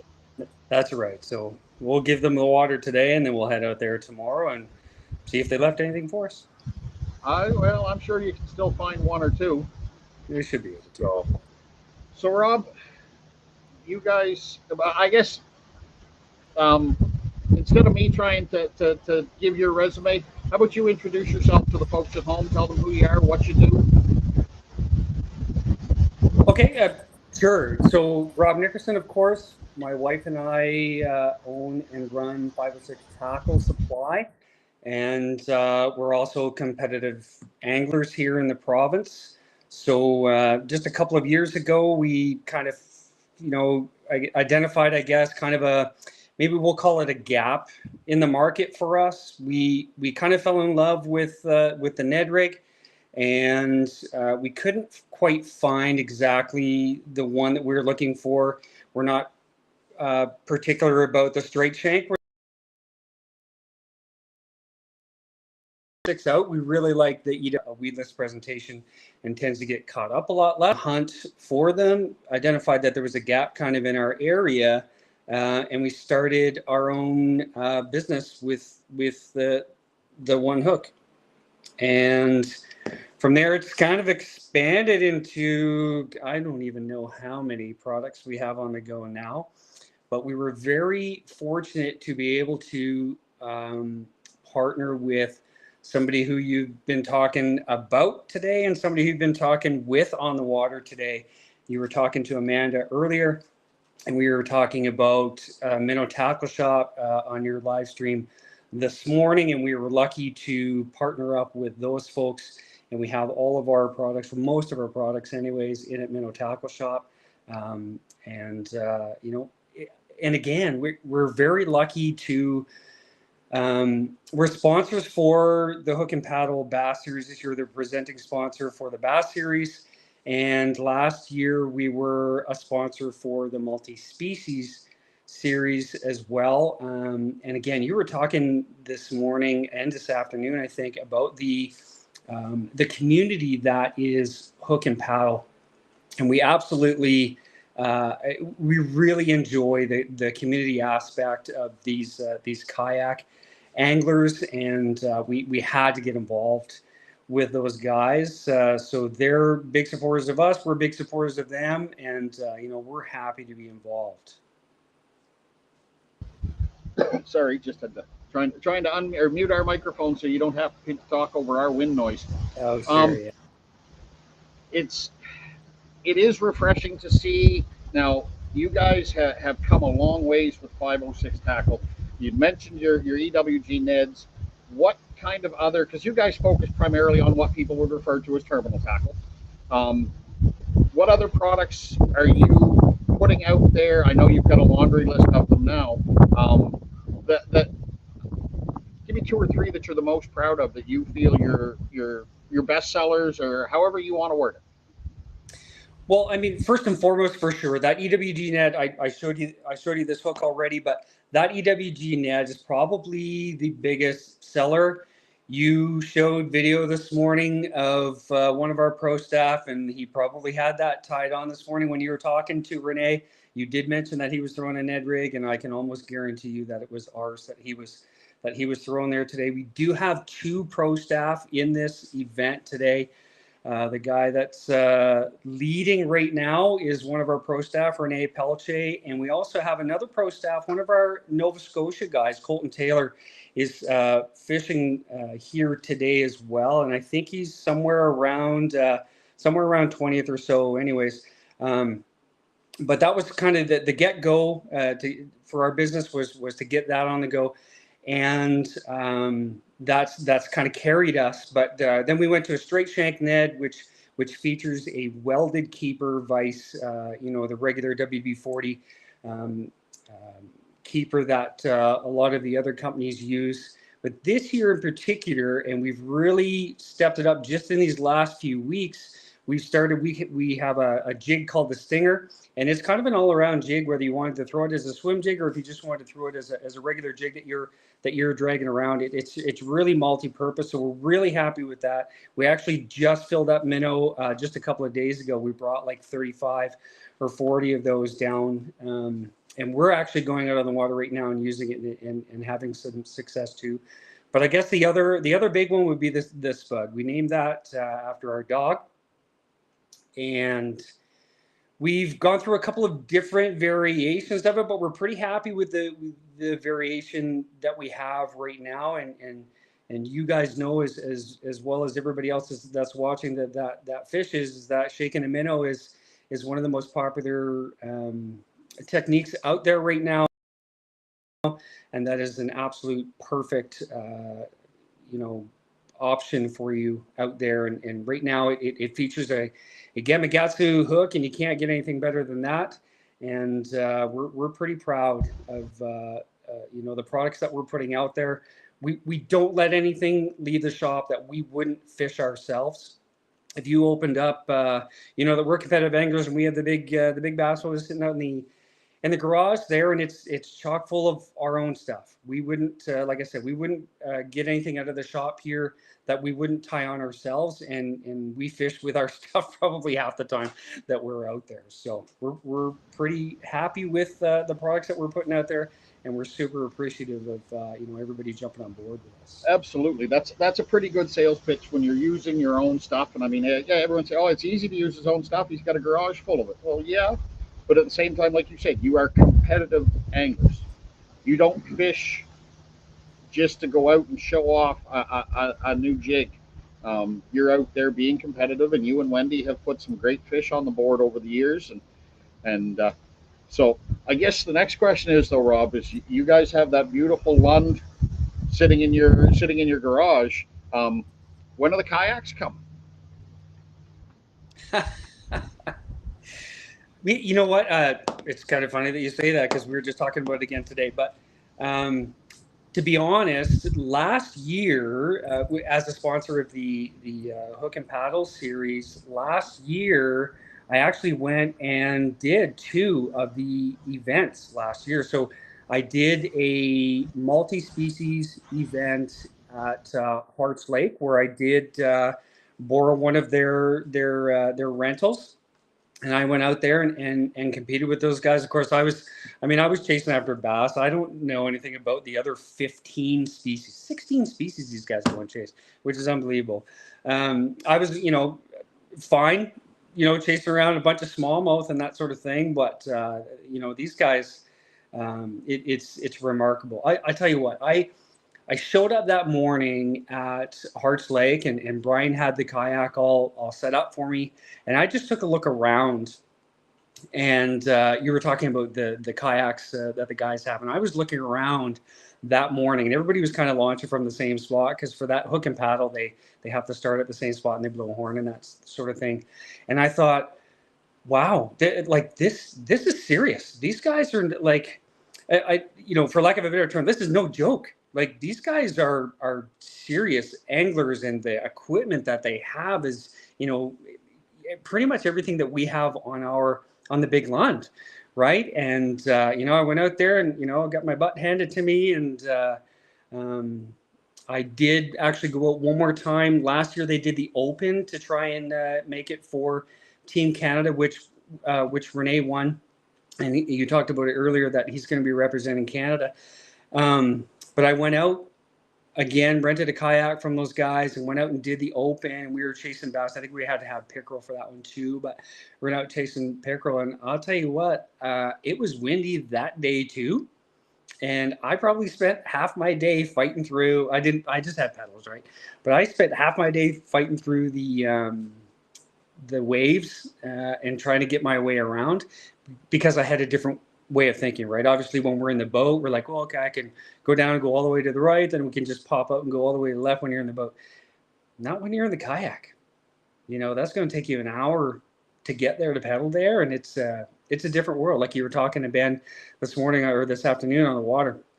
It is a different world. You have to pick your spots, and you kind of live or die where you are. It's not like in a basketball where I can just, pop up and we'll be there in 15 minutes. It's a good hour. So it really is a different world. And my hat is off to these guys. And man, it's been fun watching the leaderboard here today with what you guys have going on. It's been incredible. I mean, we'll get involved in a conversation like this and not really watching the second screen with the leaderboard, and then all of a sudden we turn our head and it's like, whoa, what's happened here? It really is something special. So Rob, what do you think? Renee's going to go to Mexico as a representative of Team Canada and also as a representative of 506 Tackle. You eyeing Mexico as a new market? Well, to bring us back to the powerboat thing, I actually drove when we had the Pan Ams there in Nakuik, as you well know, because you were involved in that and one of the tournament directors there. But I drove for Team Mexico while they were here, and I drove those guys. They hired us for a couple of days before, and I was with those guys for a full week. And believe me, when they left here, they left with a bunch of 506 tackle in their tackle boxes for sure. But we're extremely proud that Renee is going to be kind of representing us and representing. He represents Minnow Tackle Shop as well, and he'll be putting on the Maple Leaf. And you can almost guarantee he'll have some of our stuff in his kayak when he goes down there too. So yeah, and I mean that Pan Am event was phenomenal. And those guys from Mexico, Chuy Morales and the entire Mexican team, they were a lot of fun. They were great guys. I wouldn't be surprised that if Renee gets down there and the right guys see him and they see that 506 Tackle logo, they're gonna have some stories to tell. Yeah, for sure. We had a blast with those guys. We had, I worked with two guys the entire time, but there was a good group of about 8 guys that, day after day after day, we were going up and launching in Nakuik, and it was like surreal. Here I am driving for Team Mexico in the Pan Ams, and I just launched just after Elite Series rookies Trey McKinney and the main event there, Tyler Williams, and they were on the water with us like every day, and we were talking to them in the water. That was just a surreal experience. It really was, and I think for what we're doing here, hopefully being able to bring that level of kayak event to New Brunswick in the near future, I think that would be phenomenal. If we could have the Pan Am Powerboat in 2024 and maybe look at the 2026 kayak Pan Ams. I think we're really getting to a point where we're putting a spotlight on New Brunswick, and in turn, New Brunswick businesses like yours, the spotlight that's long overdue. Yeah, for sure. We've known for a very long time, those of us that live here, how great our fishery is, and let's be honest, there's some guys out there that don't want people to know how good it is here. But when we were at the anglers meeting with you guys there last night, and the mayor, Tim Fox, stood up and said, he's got, this fantastic resource sitting there right in front of, actually in front of his house, because where his house is. But Tim has really, really put everything into, showcasing what they have there up in Nakuik. He talked last night about how he thinks that they have the best boat launch area on the St. John River, and I agree with him. He does have the best boat launch area in the province as far as we're concerned. And that we're all over this river, and they definitely have the best one up there. But we're, it's so great that the economic committee in that up in Nakuik has, really embraced all of us as whether it's kayaks or powerboats or whatever. They're doing such a great job, and the support there is, it's second to none. This is fantastic. How many mayors do you see showing up every morning? Like, did he show up there this morning and open up that place at 5 o'clock? Oh yeah, he was here. And he was here first thing this morning, opening up the marina building, opening up the bathrooms. He was our first guest of the day, sat down with us here when there was still frost on everything, and he stayed with us for what, Greg? Probably an hour? Oh yeah. Or Andrew. Take that back. I apologize. So So I might. For sure, right? And every single day of the Pan Ams and every single day of the NACWIC Open, when you pull into the parking lot, who's the first person that you see when you pull in there? It's the mayor. Rob, He's standing right there directing I traffic. think we got to change that next year for Destination NACWIC, though. We got to put him a little further down the line because he likes to talk a little too much and he's too close to the mouth of the driveway and slows traffic down. Okay, that's fair. It does get backed up a little bit onto the main road. Yeah, that's So, fair. but Yeah, no, yeah, you are that's, absolutely right. you know, but Anyone who wants to experience fishing in New Brunswick, NACWIC has opened the door and thrown the welcome mat out. You know, you mentioned the Destination NACWIC event. We're here this weekend. Muskies Canada has a national outing coming up in October. It's not that they're catering to one group, one species. They want people to come here and fish. Period. End of story. Oh, Greg's jumping in here with someone else on the line. Rob, is there any last plug before we go to Greg? Anything else you'd like to say to the folks at home? hey, I just want to, reiterate what everybody else has been saying. You guys are doing a great job here. This is really fun. Like, I'm just here in the shop today, making stuff. We went and brought stuff to Minnow this morning. We have to make up another order here. So I've got the laptop here scrolling through. I've got your live stream up on the TV while I'm in the shop here, and you guys are doing a great job and showcasing what we have and showcasing these anglers. These guys are the real deal. You've got 28 of the best folks around out in that water today, and we're going to be up there tomorrow when you award all the prizes. Well, we look forward to seeing you tomorrow. Rob Nickerson, 506 Tackle Supply, a New Brunswick entrepreneur. Not to mention, folks, I got to tip my hat to you, Rob, as a Canadian Forces veteran. So a veteran-owned local company, folks. Check them out, Minnow Tackle Shop, or check them out on social media. You can look them up at 506 Tackle Supply. Rob, thanks for joining us. Thanks, Rob. Awesome, guys. Thanks. You have a good afternoon. We're going to jump over and see what Greg's found or who Greg's found. Hey, Donnie. How you doing, Greg? Not too bad. So somebody said something about the stream. So I figured I'd come and look at a stream, but I don't think it's the same one you're on right now.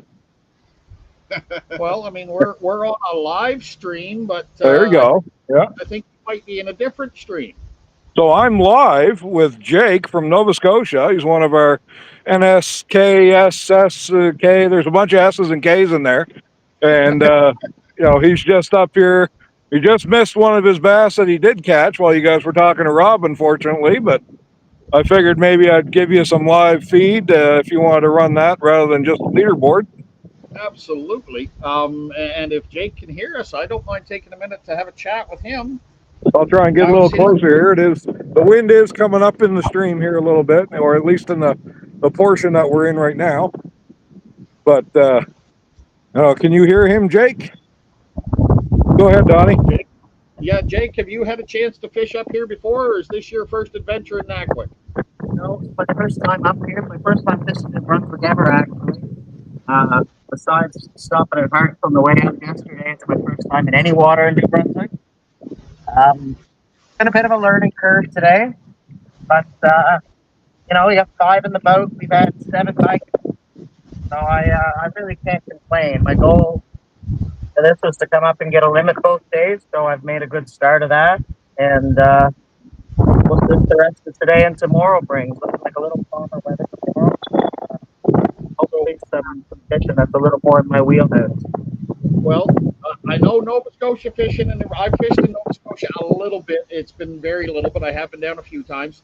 And the bass fishing in Nova Scotia versus New Brunswick is definitely different. What was your first impression of NACWIC and the St. John River system when you got a chance to put your boat in? Big.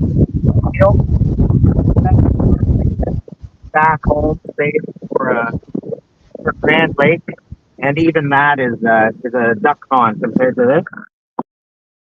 So I'm trying to break down a bigger system is a little different than what I'm used to. I'm used to fishing much smaller bodies of water where if one section of the lake's not working, you're 5 to 10 minutes away from getting to the next section. So I think the biggest thing here is knowing what the fish are doing in this area and in a given time of year, so you can really kind of put yourself on them and narrow down the areas on such a big body of water like this. And today, I don't know that I made the right call, but that's fishing. You learn, and that's the only way you can really get better at it.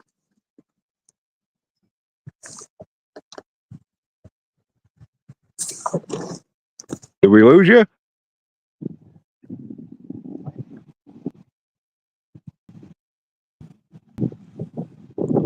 I can't hear you guys. I don't know if you can hear us, but you know, basically, Yeah. you know, We can hear you. We had some technical issues. Our camera blew over, so How's that? we're trying Okay. a little higher there and a little bit. Yeah, no, that's good right there. Okay. So okay. So hopefully you our heard camera- Jake's answer. Yes, we did. We were trying to deal with this this camera issue all at the same time. So Yep. Jake, are you from the Halifax area? You mentioned Grand Lake. I'm from the Chester area, so I grew up in Chester. I live out in Windsor now. So a lot of the South Shore lakes and Lance County Lake, bread and butter. Specifically in the Toronto area, a lot of the stuff that I grew up fishing when I was a youngster. Just throwing tiny torpedoes in the evening with my younger brother. That's kind of what started the whole love for the sport when we were kids. Just I had a little red Pelican paddle kayak that I used up until this year. This is my first year in a pedal drive, and my first year fishing a kayak tournaments in general. So yeah, I haven't actually fished Grand Lake for smallmouth. I've gone for stripers. But this is by far and away the biggest water I've ever fished in a kayak. I've done some big stuff in Ontario and bass boats with my brother, but this is definitely something a little different. Well, I'm glad to have you here. You qualified through the Nova Scotia Kayak Fishing Series, the alphabet soup that Greg couldn't wrap his tongue around. But thank you for being here. You were, I think, when we looked last. Of course, the leaderboard scrolls just as I turned my head to look to see if I can. You want to find know? I think I was there. 16th or Okay. something like that. Sure. You're He thinks the currently last time he saw was 16th, 18. 18th currently. 18th. 18th currently. So you're hanging in there. You're not out of this. And we're coming in net, but we'll see what we can do about it. Go out and have some fun. Put the pressure aside. Just go have some fun. And I'm having a great day. Can't complain. It's a day on the water. exactly. So hopefully you're able to stay out of the wind, keep yourself safe, and we'll check in with you guys here in a little bit. Cheers. Take care. Thanks, Jake. Great. Thanks, Donnie. I also have Matt from Nova Scotia here, but he has floated away while we were talking. So I will go catch up to him, and then I'll be back with you when I get there. Sounds good. Okay. Thanks, Greg. Yep. Actually, while we were talking to Jake, Yeah. when we told him he was in 18, he moved to 19. Okay. Well, I'm sure he'll forgive us. So,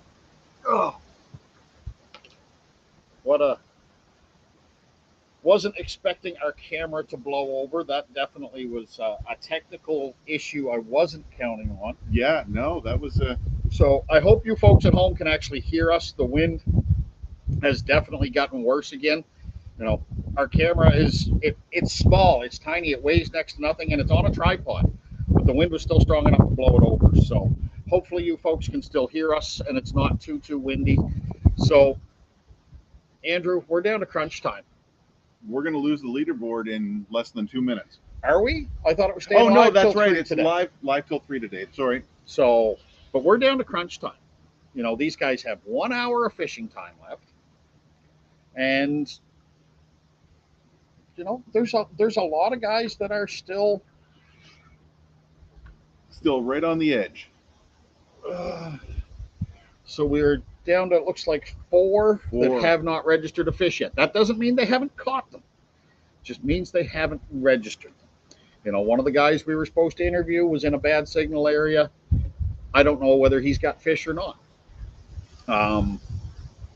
It's a waiting game.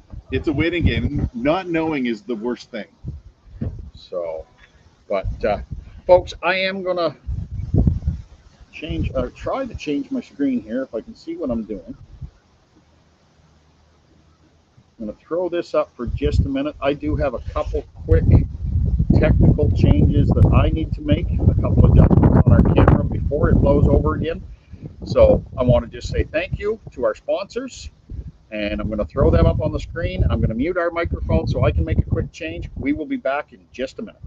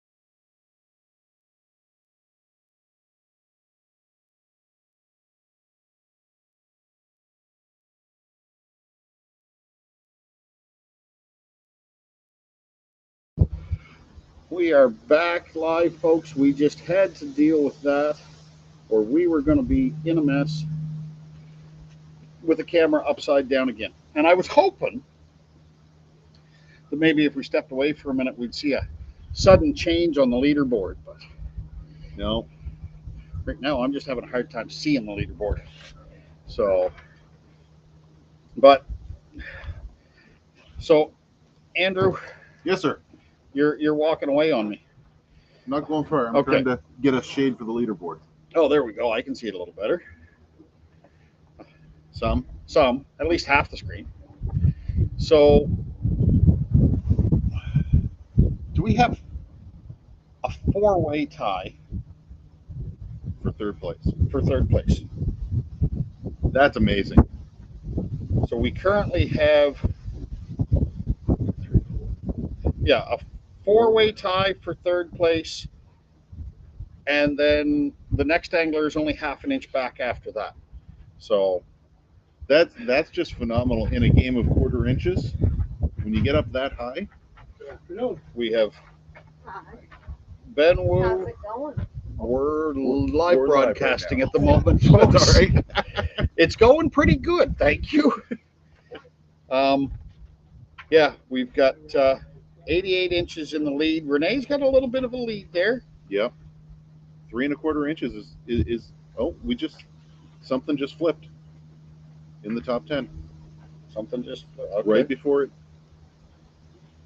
Wait. Oh, Hubert Moffat from Quebec is now sitting alone in fourth place with 77.5 inches. Yes, sir. So we now have a three-way tie for fifth place.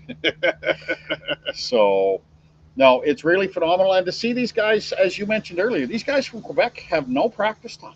No. And the fact that we now have two of them inside the top 10, inside the top 5, technically. Inside the top 5. That's a testament to their ability to fish. Absolutely. I'd had word from a few guys, heard from a couple guys up in Quebec that, these fellas are absolute hammers on the Quebec kayak trails. And they're coming down here, and, we'll see how things go after 2 days, but they're definitely showing out on day one. These numbers are phenomenal, and we've got an hour or a little less than an hour of fishing time left to go. So let's see. Right.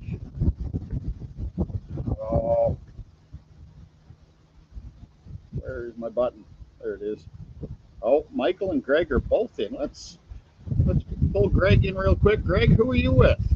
Hey, I've got Matt Payton from Nova Scotia. Okay, Matt. I believe he's part of that four-way tie for you were just talking about. Well, it's down to a three-way tie now, and they're in fifth instead of fourth. Oh, Because okay. one of the guys just broke that tie and took a jump up to sole possession of fourth place, but he's still definitely right up there. And Matt, is this your first time in New Brunswick? Not first time in New Brunswick, but first time in Nakiwik. First time in So Nakiwik? I did two of the three masters. I did the McAdam and the Mactaquac one. Okay. So you've technically been on this body of water just about 30 miles downstream in Mactaquac. Exactly. Yeah. So you didn't pedal all the way down there this morning? What's that? You didn't pedal all the way down there to get some familiar water this morning? No. I did enough pedaling just going up the stream here. Okay. Thank goodness the wind's taking us back. Yeah, it should be a little easier coming back. So you found some fish this morning. Did you have a morning bite or an afternoon bite? Oh, it was all a morning bite. I had 4 fish by 8:30, I think, or 9 o'clock, and then probably went 2 or 3 hours without catching a fish. And then I actually just got the 16 and a half just probably about 30 minutes ago, just around the corner there. So that's what brought me up to that three-way tie now. Yeah, so you're sitting in a three-way tie for 5th place. And John Cale registered a fish, and he's right here. We can literally see John fishing from where we're sitting. So Matt, what's your thoughts, number one, of this event, and you know the level of competition that you're facing this weekend?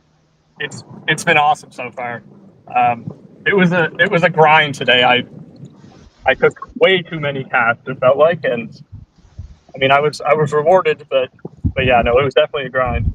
Just to let you know, Donnie, it's now 2:07 and he's just eating his sandwich. And that's one thing I will admit, as someone from the powerboat world, I don't eat a lot when I'm on the water. But with the energy these guys are expending with the pedal drive and paddle kayaks, like if they don't fuel their body, like you're gonna be absolutely gassed coming back. Especially in a 7-3 tournament. But no, I just couldn't put the rod down this morning. It's casting like crazy. Well, and I mean, when the bite's good, the bite's good. So anyone at home you want to say hi to, any sponsors you want to thank while we've got you on camera? No sponsors, unfortunately, but I'll certainly be looking for some. Taking applications? Yeah, exactly. Hopefully I have a good day tomorrow, and maybe that'll get my name out there a little. How long you been fishing kayak tournaments, Matt? This will be only my 3rd season. So I only started fishing in general in 2022, and then bought a fishing kayak the next year within a few months of starting fishing, basically. And yeah, I've been in love with it since. Awesome. I love hearing that. And once again, folks, it goes to what we were talking about earlier, that you don't have to be starting this when you're a kid. You can come to it at a later point in life. I heard that. Oh yeah, absolutely. And you know, this boat that I got it's nothing fancy, it's nothing crazy expensive, but gets the job done. That's all you need. It gets you on the water, and here you are in Nakiwik this weekend fishing against some of the best in Eastern Canada. So, Matt, sure. we're gonna wish you luck for the rest of the weekend. Hopefully, we'll get a chance to talk to you again, maybe on camera tomorrow. Sounds good. In the meantime, go shoot the lights out, my friend, and we will see you soon. All right. See if I can get another fish here in the last 50 minutes. Go get them. Thanks, guys. Thank you.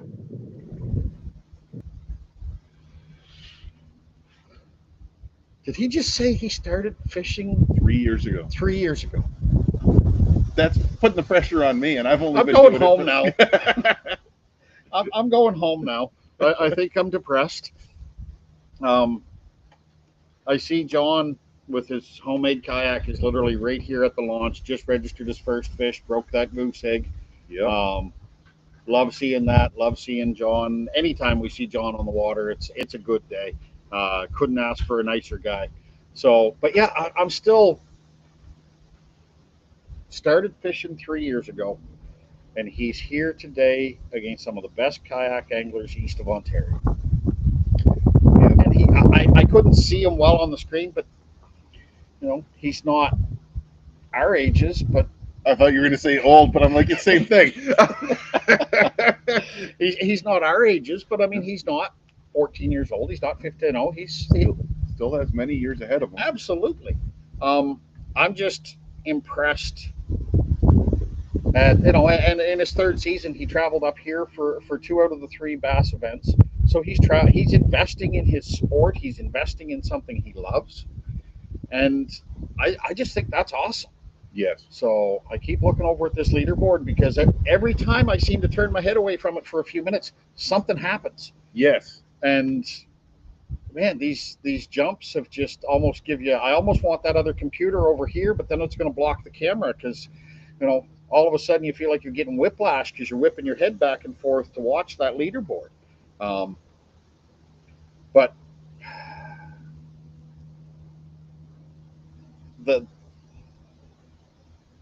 the age range, the experience range, we were talking to John earlier, 52 years of experience kayak fishing. And 3 years. 3 years. It's phenomenal. Oh, Greg's back online. Why do I not hear those tones when he comes on? Finally got into fishing myself, and then, as I said, then you just start spending money. So, yeah.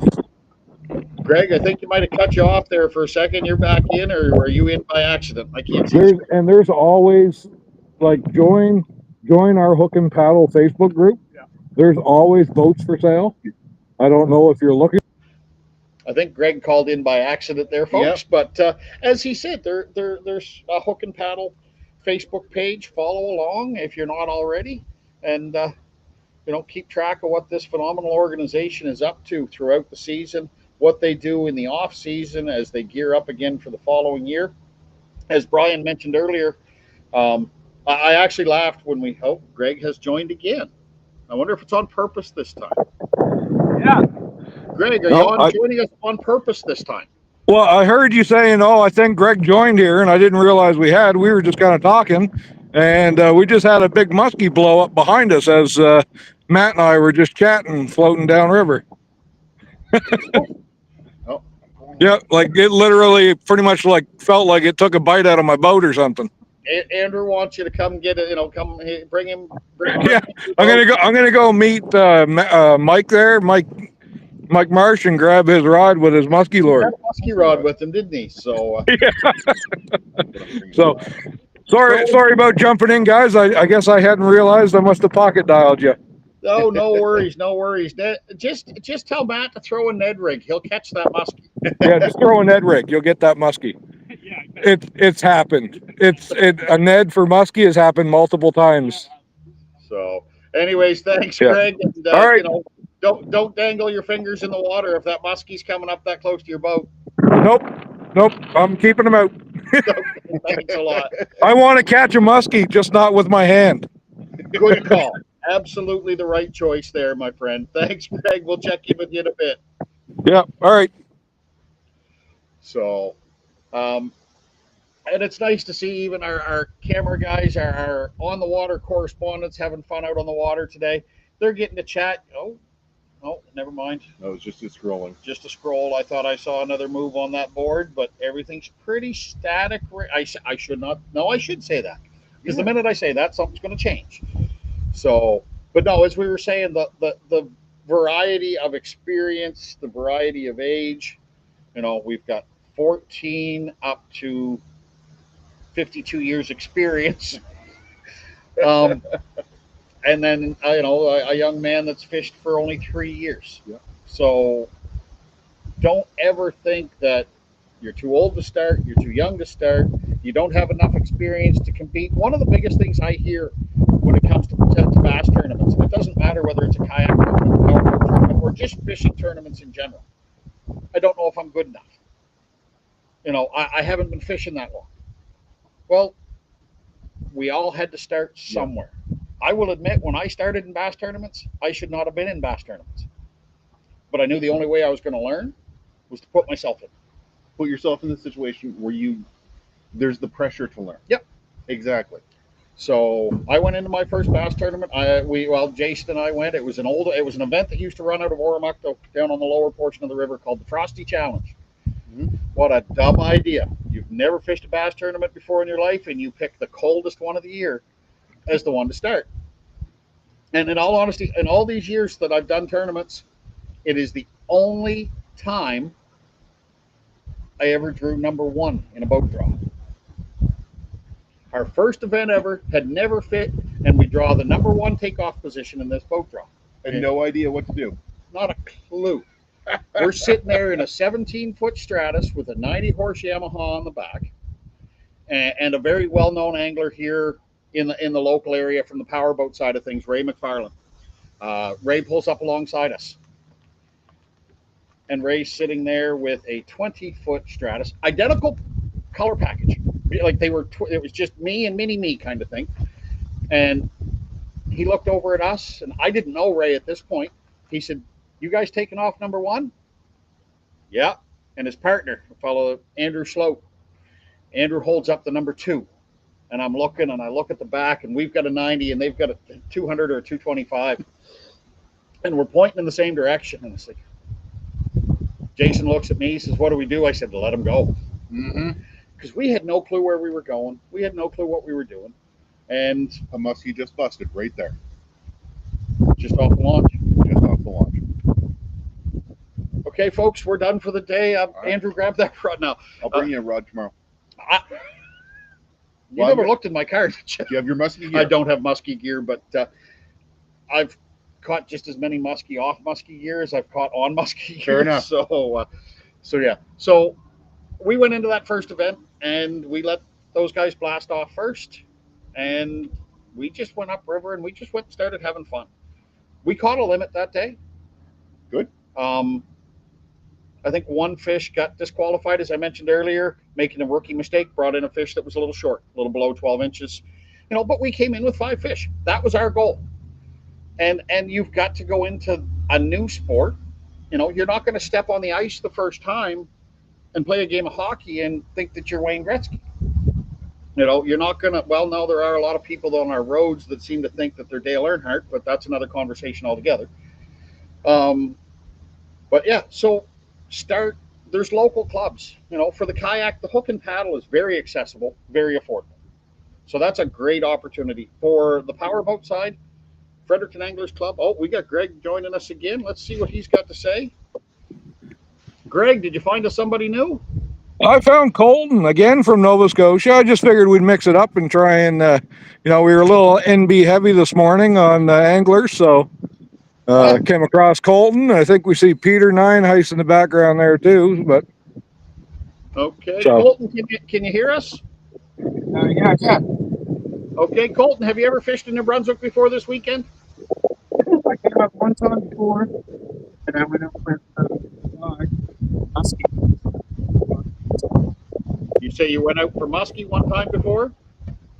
Yeah. That's all right. Yeah, once before for muskie.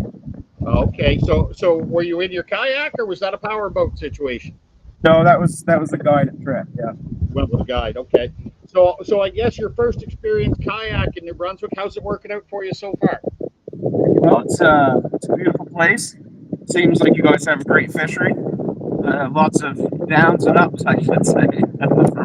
For myself today, fishing. I fished cleaner today than I have today. But there's definitely some really nice fish, and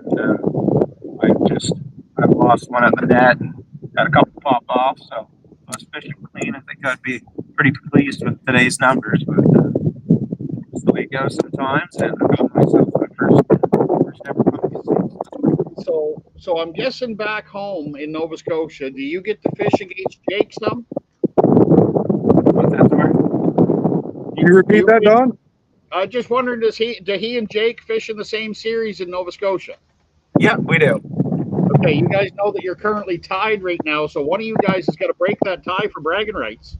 Oh, Jake Rosenheiser, eh? Yeah. Yes. All right, got that. We got 40 minutes.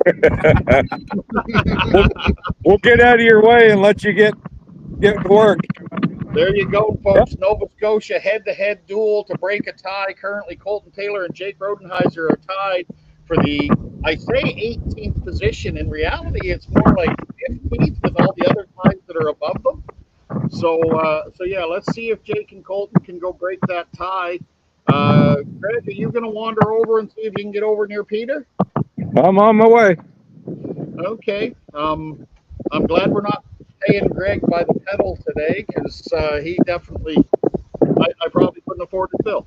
Maybe I won't charge him for gas on the way. You're not gonna. Okay, there you we go. go. That's a fair trade-off.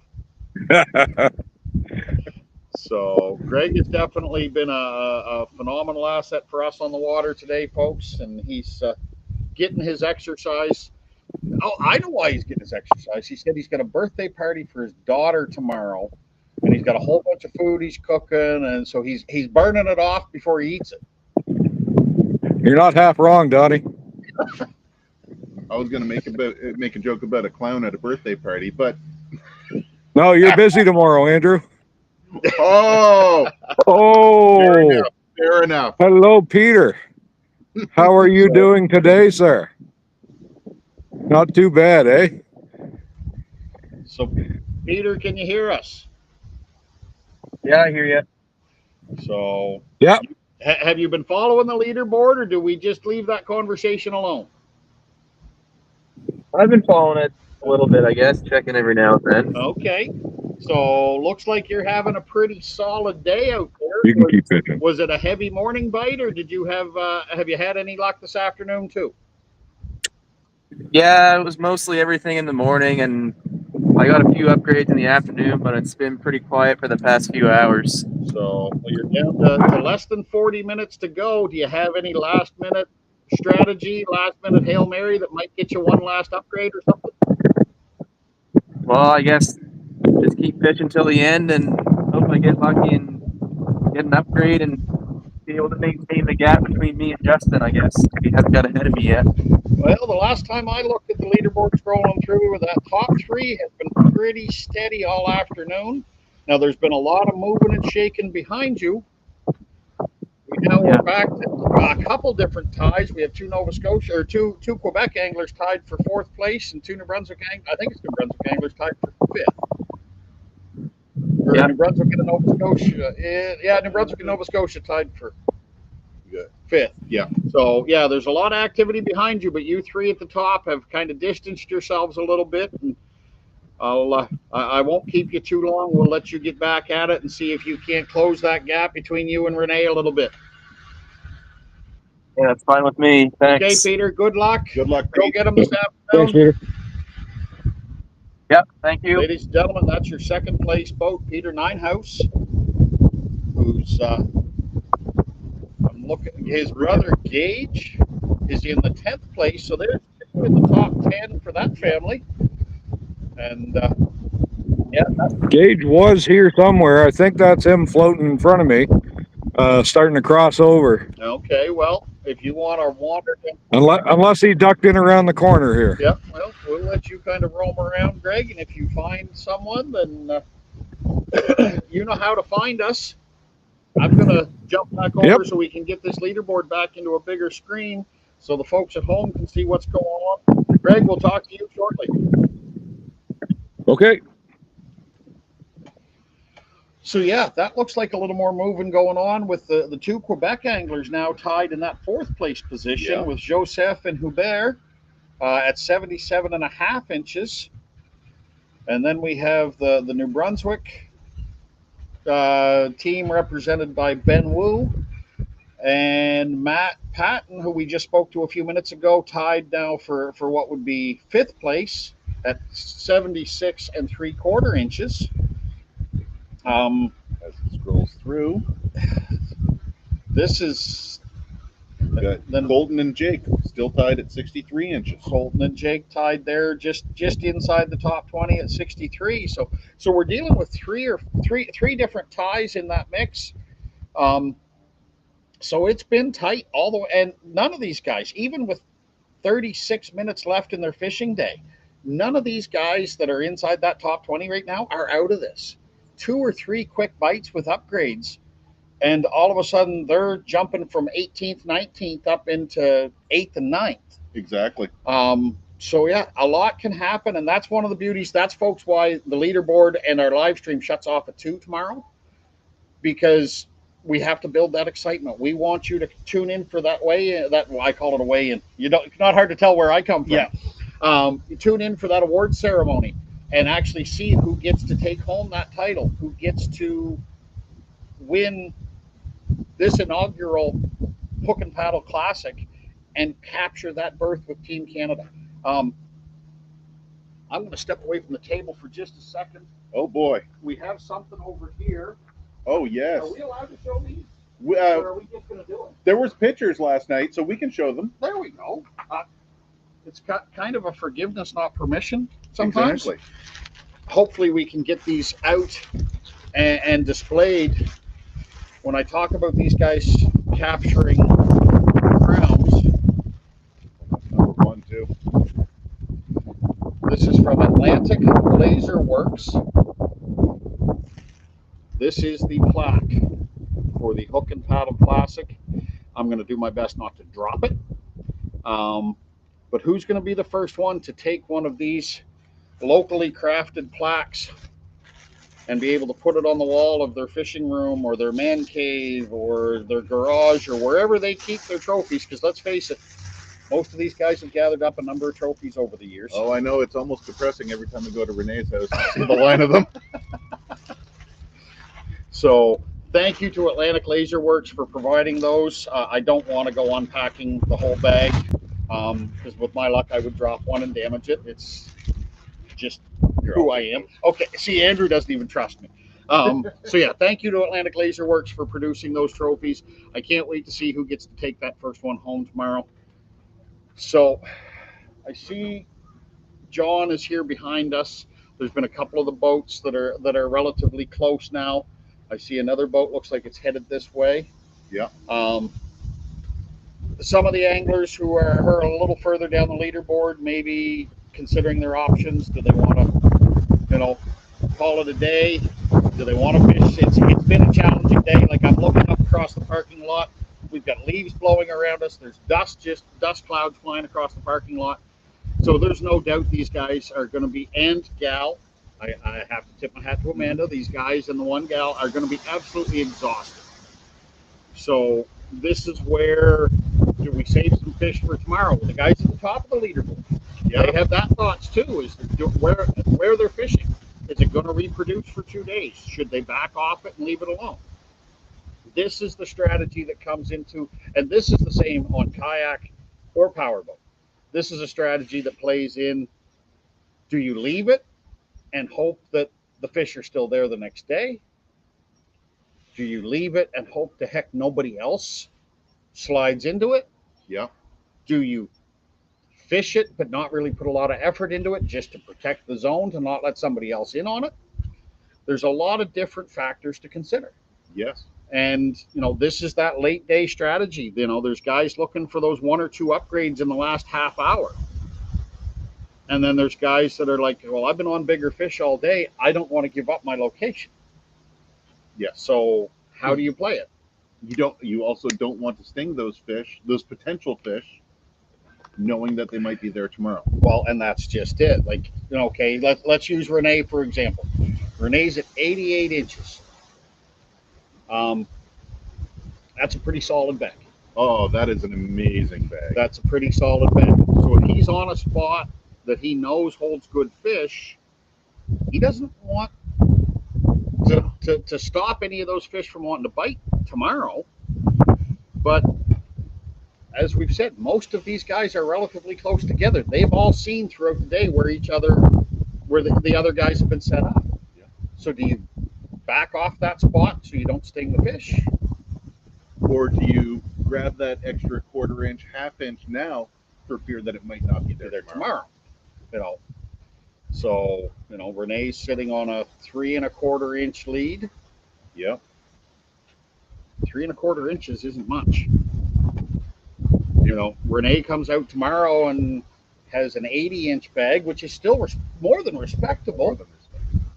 But if he has an 80-inch, 80-inch bag tomorrow, and Peter in second pulls out, all he needs is an 84. Basically, duplicate what he has today. Yeah. And all of a sudden, he overtakes. It is a game of, as you called it earlier, a game of quarter inches. They call football a game of inches. This is a game of quarter inches, and these guys are some of the best to play that game. And those quarter inches, that plays into taking your photo, making sure everything is perfect on the fish. Because that quarter-inch deduction, because the mouth is a tiny bit open, that's the make or break quarter inch. I'm sure that has happened. Mm-hmm. Has that happened in a tournament you have judged, that quarter inch was the make or break on a victory? I wouldn't say made or break on the victory, but I believe it did make a difference in a placing in top 10.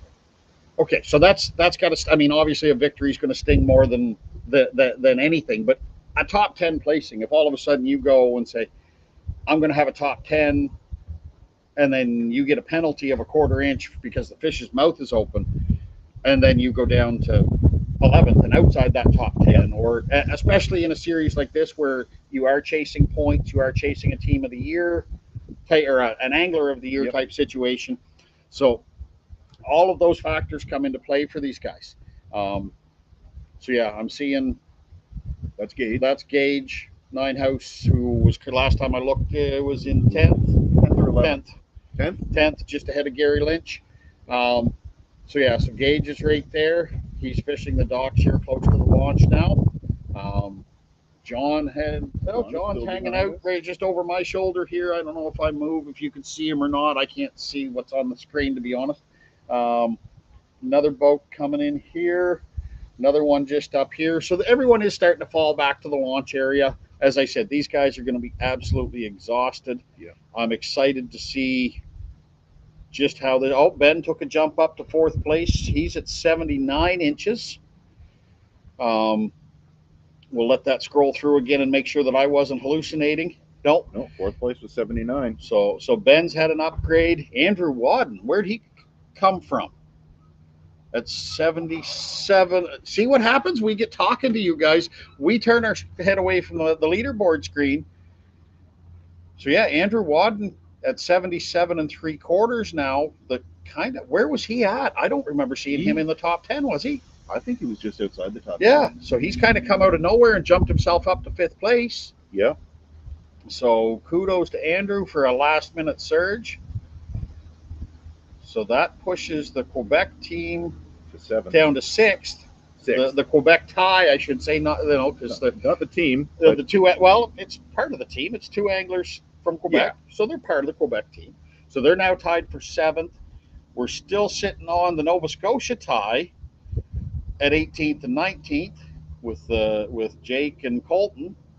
Colton was mentioned earlier by Rob Nickerson. That's one of their 506 tackle pro staff. So that gives them 2 representatives inside the top 20 right now. So and this shows you just how quick it can change. We went from multiple ties at 4th place to now 4th and 5th are free and clear with a tie at 6th. People can move real fast. Mm-hmm. And we're all the way down to the top 12. Everyone inside the top 12 is sitting on 70 inches or more. So some phenomenal numbers being caught today. I know during practice over the last couple weeks, a lot of the feedback from the guys has been a grind, and we're hearing that again today. But at the same time, we're showing out with some big fish being caught. So, this is the wind's laid down a little bit. Now I don't know what it's like out around the bend. If any of you have never been to Nackwick or aren't familiar with how the river kind of comes together, we have what's called the Nackwick Stream, which is off here to my right, and the St. John River is behind us, and Nackwick is on what they call the bend in the river. The St. John River makes a hard turn. So you literally can be on this side of the bend, and it can be quite peaceful and somewhat serene. And you go out past that point and turn that corner, and it's just like you entered a whole different world. or vice versa sometimes, depending Yep. on the direction of the wind. So, you know, the guys are in here now. It seems like the wind is laying down a little bit on this side of the bend, but that doesn't mean that the guys out on the other side are having any sort of cakewalk. Well, I mean, just looking in the distance, I can still see whitecaps just downriver. Oh, absolutely. And they're big whitecaps because that's a ways downriver. That is quite a ways downriver. That is quite a ways downriver. So it's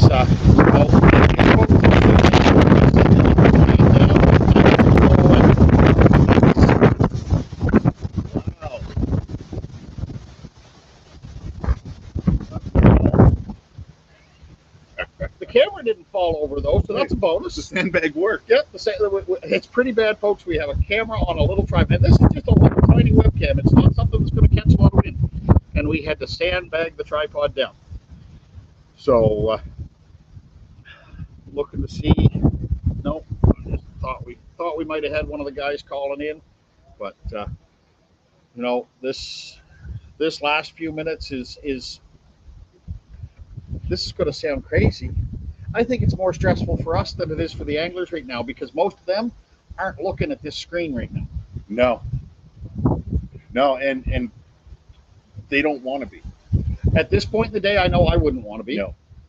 I'm not saying I wouldn't, because I'm a sucker for punishment, but it wouldn't be my recommendation to anyone to put yourself through that much stress, especially if you think you're in that top 5 or 6. I think I would just steer clear of that and not even look. And the closer it is, the more stressful it is, and those are close. So here's a question. You fished multiple day events on this kind of format. Mm-hmm. Do you look at the leaderboard at the end of the day, or do you go into tomorrow morning fresh and trying to keep your mind clear? I look at the leaderboard and I stare at it and I stress and I don't sleep. And last year at the finals weekend, day 1 was in Nakawik, day 2 was in Fredericton. Yeah. I got my first muskie in Nakawik. It put me into first place, so I won the Nakawik tournament. I went in with, I think it was an 11-point lead. And I blew that second day. Okay, very quickly, this is straight bass, so it's just about inches. Do you want to explain a little bit about how the point system works for the multi-species? Okay, so for the multi-species, we've got 16 eligible species. I think that was mentioned earlier. During any given day, it's the largest of each of those species that you catch. Okay. So you get a 20-inch pickerel and an 18-inch bass, you get 38 points on the board. So you get a point for the length in inches. In inches, just like in the bass series. Okay. But it's the biggest fish from each species.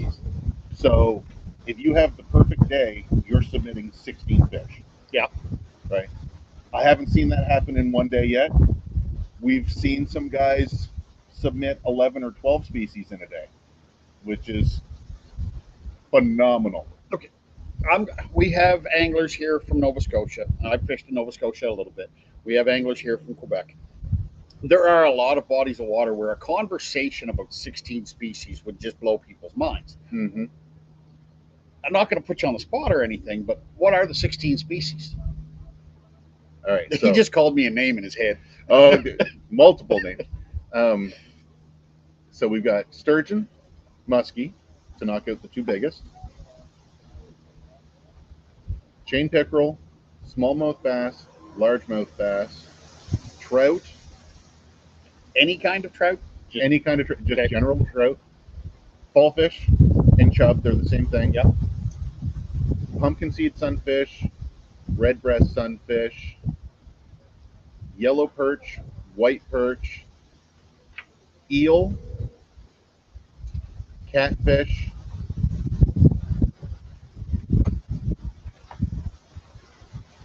Gasparo,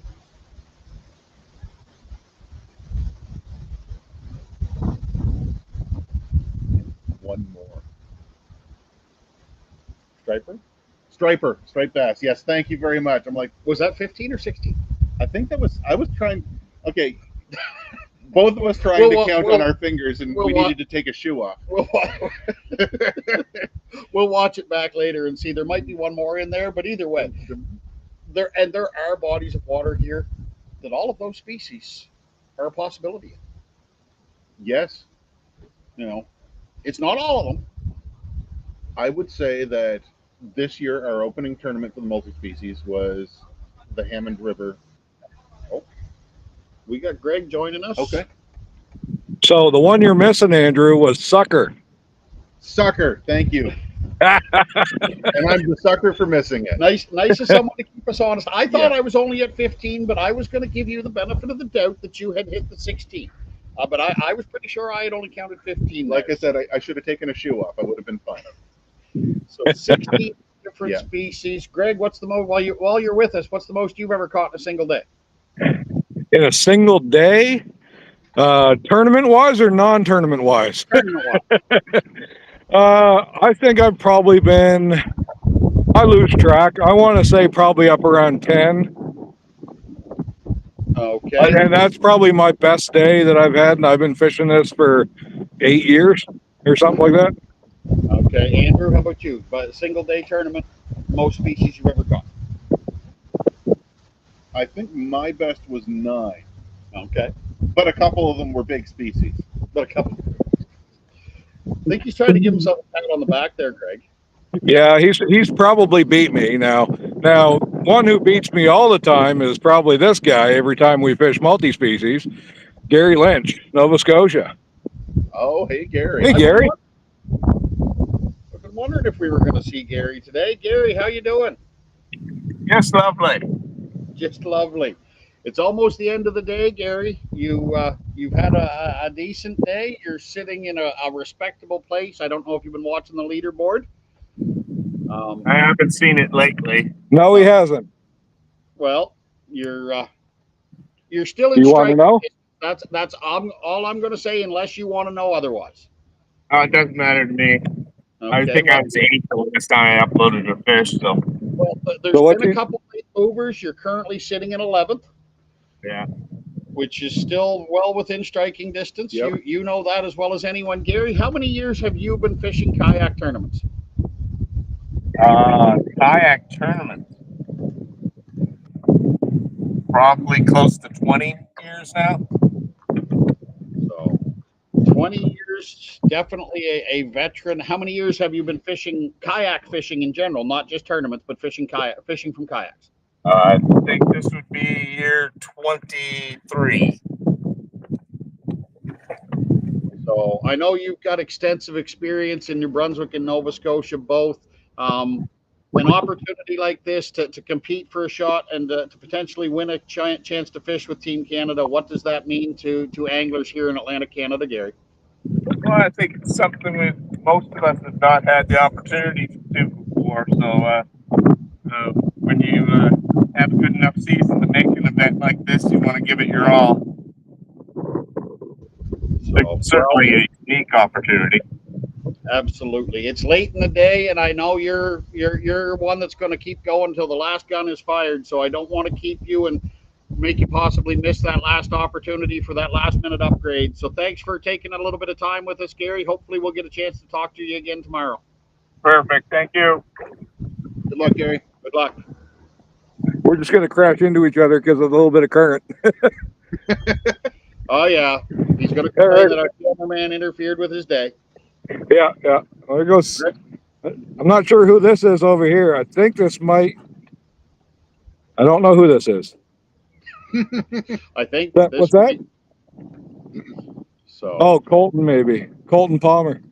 Colton Okay. Palmer. No. They're golden. Yeah, we've already. Oh, it is. That is. Yeah, I believe it is. Gary's yelling at me, and so is he. So we're just going to roll up here on Colton and say hi. Perfect.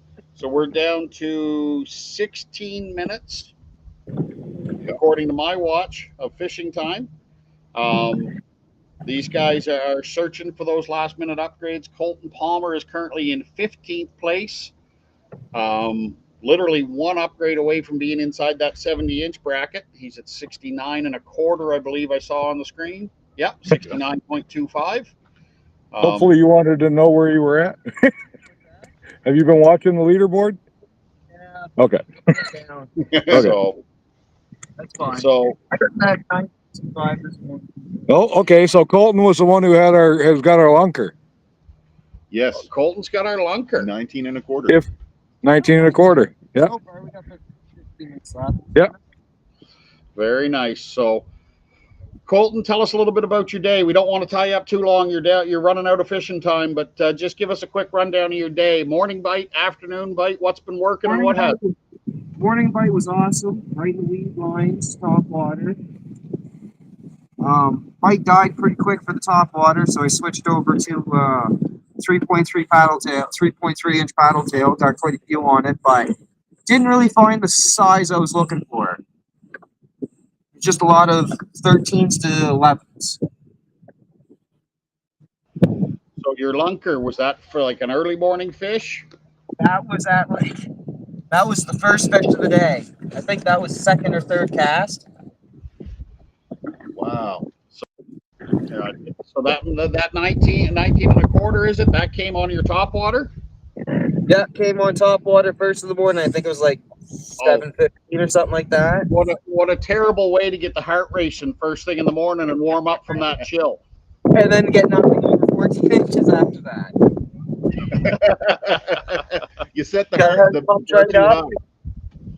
Yeah, because she slammed it right in the weeds back probably 8 feet from the edge. And it took quite a bit to pull her up through those weeds.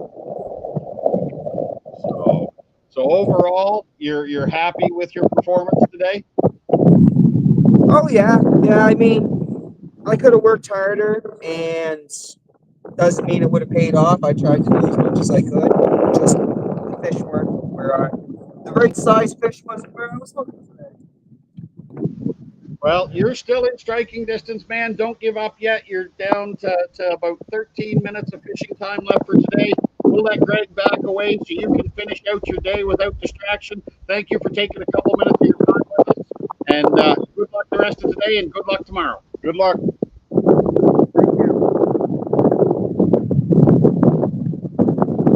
So, Greg, thank you. We're going to let you back away. I'm going to cut you out just because your wind noise, I think, is almost worse than ours at this point. So if you do roll up on anyone, jump back in and we'll bring them on. Will do. So, Andrew, a lot of guys, Greg's finding a lot of guys. So that tells me they're close together. Yeah. Everyone's pretty much got the same story. Morning bite was great. Afternoon bite has been a grind. A 19 and a quarter, 15 minutes after lines in on a top water. It does set the bar ridiculously high for the day, so it does set you up for disappointment. But man, what a way to shake off the cold. Wow. No, I would love to start a day like that, even with the fall off. Yeah, absolutely. Because how exciting is that? I mean, top water on any size fish. But when you hit the lunker on a top water, and actually keep it pinned, because when I throw top water, most of them spit. Yes. So, but yeah, and I mean, I'm looking at this leaderboard running through again. Now, we were distracted on a couple conversations with our anglers there. So I'm looking to see if there's been any other movement. I don't see anything startling there with regards to any major moves inside our top 10. I do think we're down to just the... Do we still have the Quebec tie? Yeah, we still have the Quebec tie, and we still have the Nova Scotia tie. So, but it's tight. Like, none of these guys inside that top 20 are out of this thing. So, tomorrow morning's going to be interesting.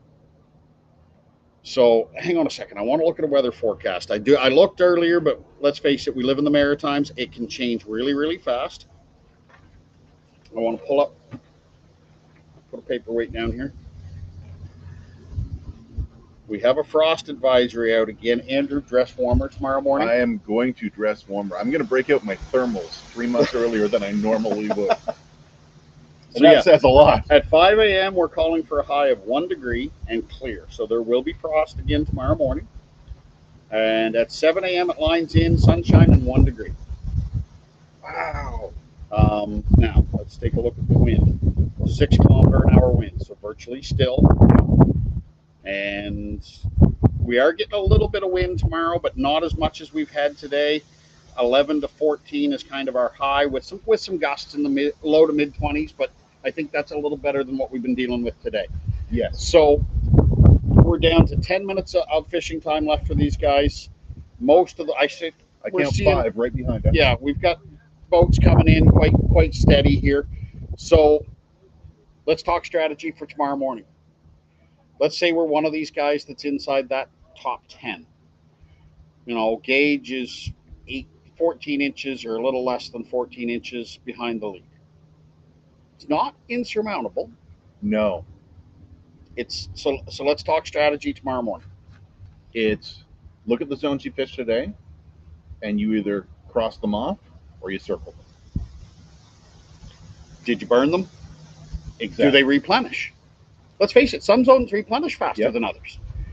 And it is not unheard of to have that same bass ready to bite again the next day. We're coming into the fall feedback. Exactly. These fish are getting a little greedy. It's kind of spring and fall. It's not unheard of, as you said, to see these fish bite multiple days in a row. Yeah. It's not like when you sting a fish in the dead of summer and It's they gonna go be 3-4 days. they go before deep and salt because you gave them a new piercing. They want to fatten up. They want to get fat. I should offer some advice, but they want to fatten up before winter. They want to get ready to go underneath that ice for a cold New Brunswick winter. Yep. So yeah, that's another one of the beauties of this format. Those fish are going to be potentially in the exact same spot you caught them today. Mm-hmm. Unlike a traditional bass tournament, a powerboat tournament, where we move the fish for weigh-in. These fish, so those same zones, those fish are there. Now, even if you do sting those ones and they don't want to bite the next day, did they replenish? Are they back in the same spot, or are there other fish coming in and cycling in behind them? There's all of these questions these guys are going to ask themselves tonight. They're going to go back to their hotels, their Airbnbs, their homes, wherever they're staying, and they're going to start picking apart the performance for today. Tackle rotation. Are you ditching stuff that didn't work today and replacing it with something else? That's a good question. Like some stuff, I would take some stuff that wasn't working, and I would bring in more colors of what was working the day before. But you have to have something in the bag that when you get that drop off like they had today, that few hours where everything drops off, was it because they were pushing the same thing that was working, and not switching it? So you have to keep that in mind. Just try something new. Yep, absolutely. Yeah, which is hard to do when something's been working, right? We are creatures of habit as human beings and as fishermen. We stick with what's working. We fall into a comfort zone. This is something that a few years ago I had an opportunity, myself and Ben, who's currently sitting in 4th place, hosted a TV show called Fish East, and had an opportunity to film that, and that totally changed my outlook as an angler, because for years I basically had 2 species that I focused on. I fished bass tournaments and I'd go throw out a bunch of chain pickerel for fun. Started my tournament passion fishing. Oh, Greg's back at the last minute. Let's see what's going on the water. Greg, what's going on? Hey, Donnie, we got Ivan here with us. We Just haven't kinda- seen him all day. How's Ivan making out? Not bad. One 17-inch bass, and just 5 minutes ago, 15 and 25 quart, 15 and quart. So a couple of bass, 15 and a quarter and 17, you said? Yeah. Yeah. So he's a couple of fish on the board. Yeah, Ivan's actually just made a last-minute charge up. He's now above the 70-inch bracket. He's currently sitting at 12. So nice move up the leaderboard at the last minute, Ivan. Did you make any drastic changes, or did you just keep doing the same thing you did this morning to see if it would work again? So you got a whole lot of wind. Donnie was just wondering if you changed your strategy from this morning to now, because you kind of made a little bit of a surge on the leaderboard.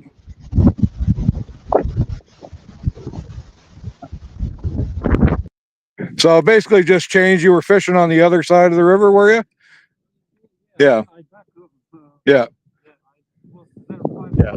So as the wind shifted, he changed zones, probably, you know, taking advantage of putting the wind at his back or blowing against the shore rather than beating himself to death. Yeah. So, yeah. Good luck, Ivan. Keep at her. You got like 5 minutes left, I think. 5 minutes of fishing time left, Ivan. Good luck. Thanks, Greg. If you stumble on anyone else, we'll talk to you again. If not, we'll see you back at the launch shortly. Yep. I don't see anybody else out this way anyway, but I'll see if I come on anybody while I'm on my way in. So. Okay, perfect. Thanks, Greg. We'll see you shortly. Yep. So we have competitors coming on shore here now. Some of them are heading for their boats or heading for their trucks. It's been a grind out there today, folks. We're down to a little less than 5 minutes of fishing time, and you know, we see Ivan making that last minute move to 12th place. To 12th place. I'm just looking to see if none of our ties have been broken. So we're still to be a fly on those walls, because it's 2 Quebec guys tied, 2 Nova Scotia guys tied. So it's going to be fun. Tomorrow's going to be interesting. There's a lot of people that still have a shot at this. You know, Rene looks like he's got a comfortable lead, but this is not insurmountable. And so, Rene won't be comfortable tonight. I know Rene. Rene will probably hardly sleep. Yeah, he's his own worst enemy. Yeah, and most of us as tournament anglers are. We defeat ourselves more than we do anything. Because at the end of the day, we're out there and we know we have a certain skill set. We know we have certain abilities. And when we have a bad day on the water, we let it affect us more than it should. Yes.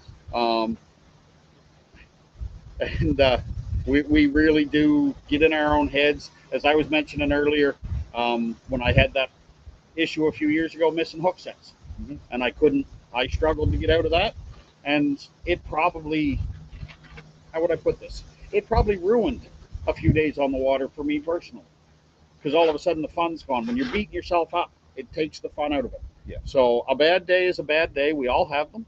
You put it behind you, and you know, you move on to the next day, because the next day may be the best day you've ever had. Exactly. So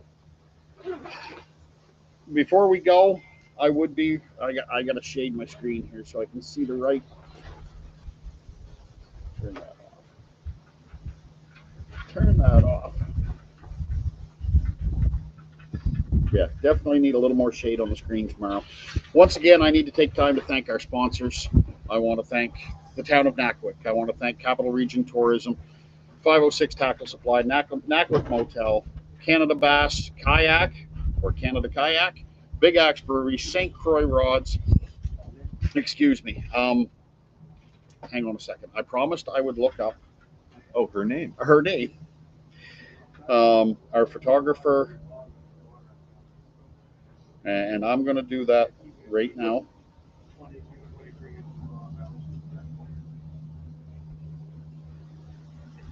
Ashley, Liz, thank you for your photography services. I know you were here earlier. I don't know. I never saw whether they're still here or not.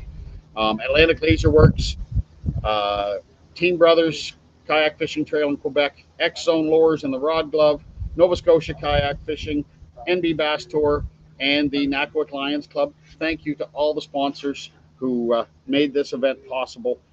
Thank you to all the anglers. We are down to a minute. Now, here's a quick question. I know we're going to be ending shortly. How long after, like, okay, there's judges in the background. How long after 3 o'clock can we potentially look at seeing leaderboard changes? We can't.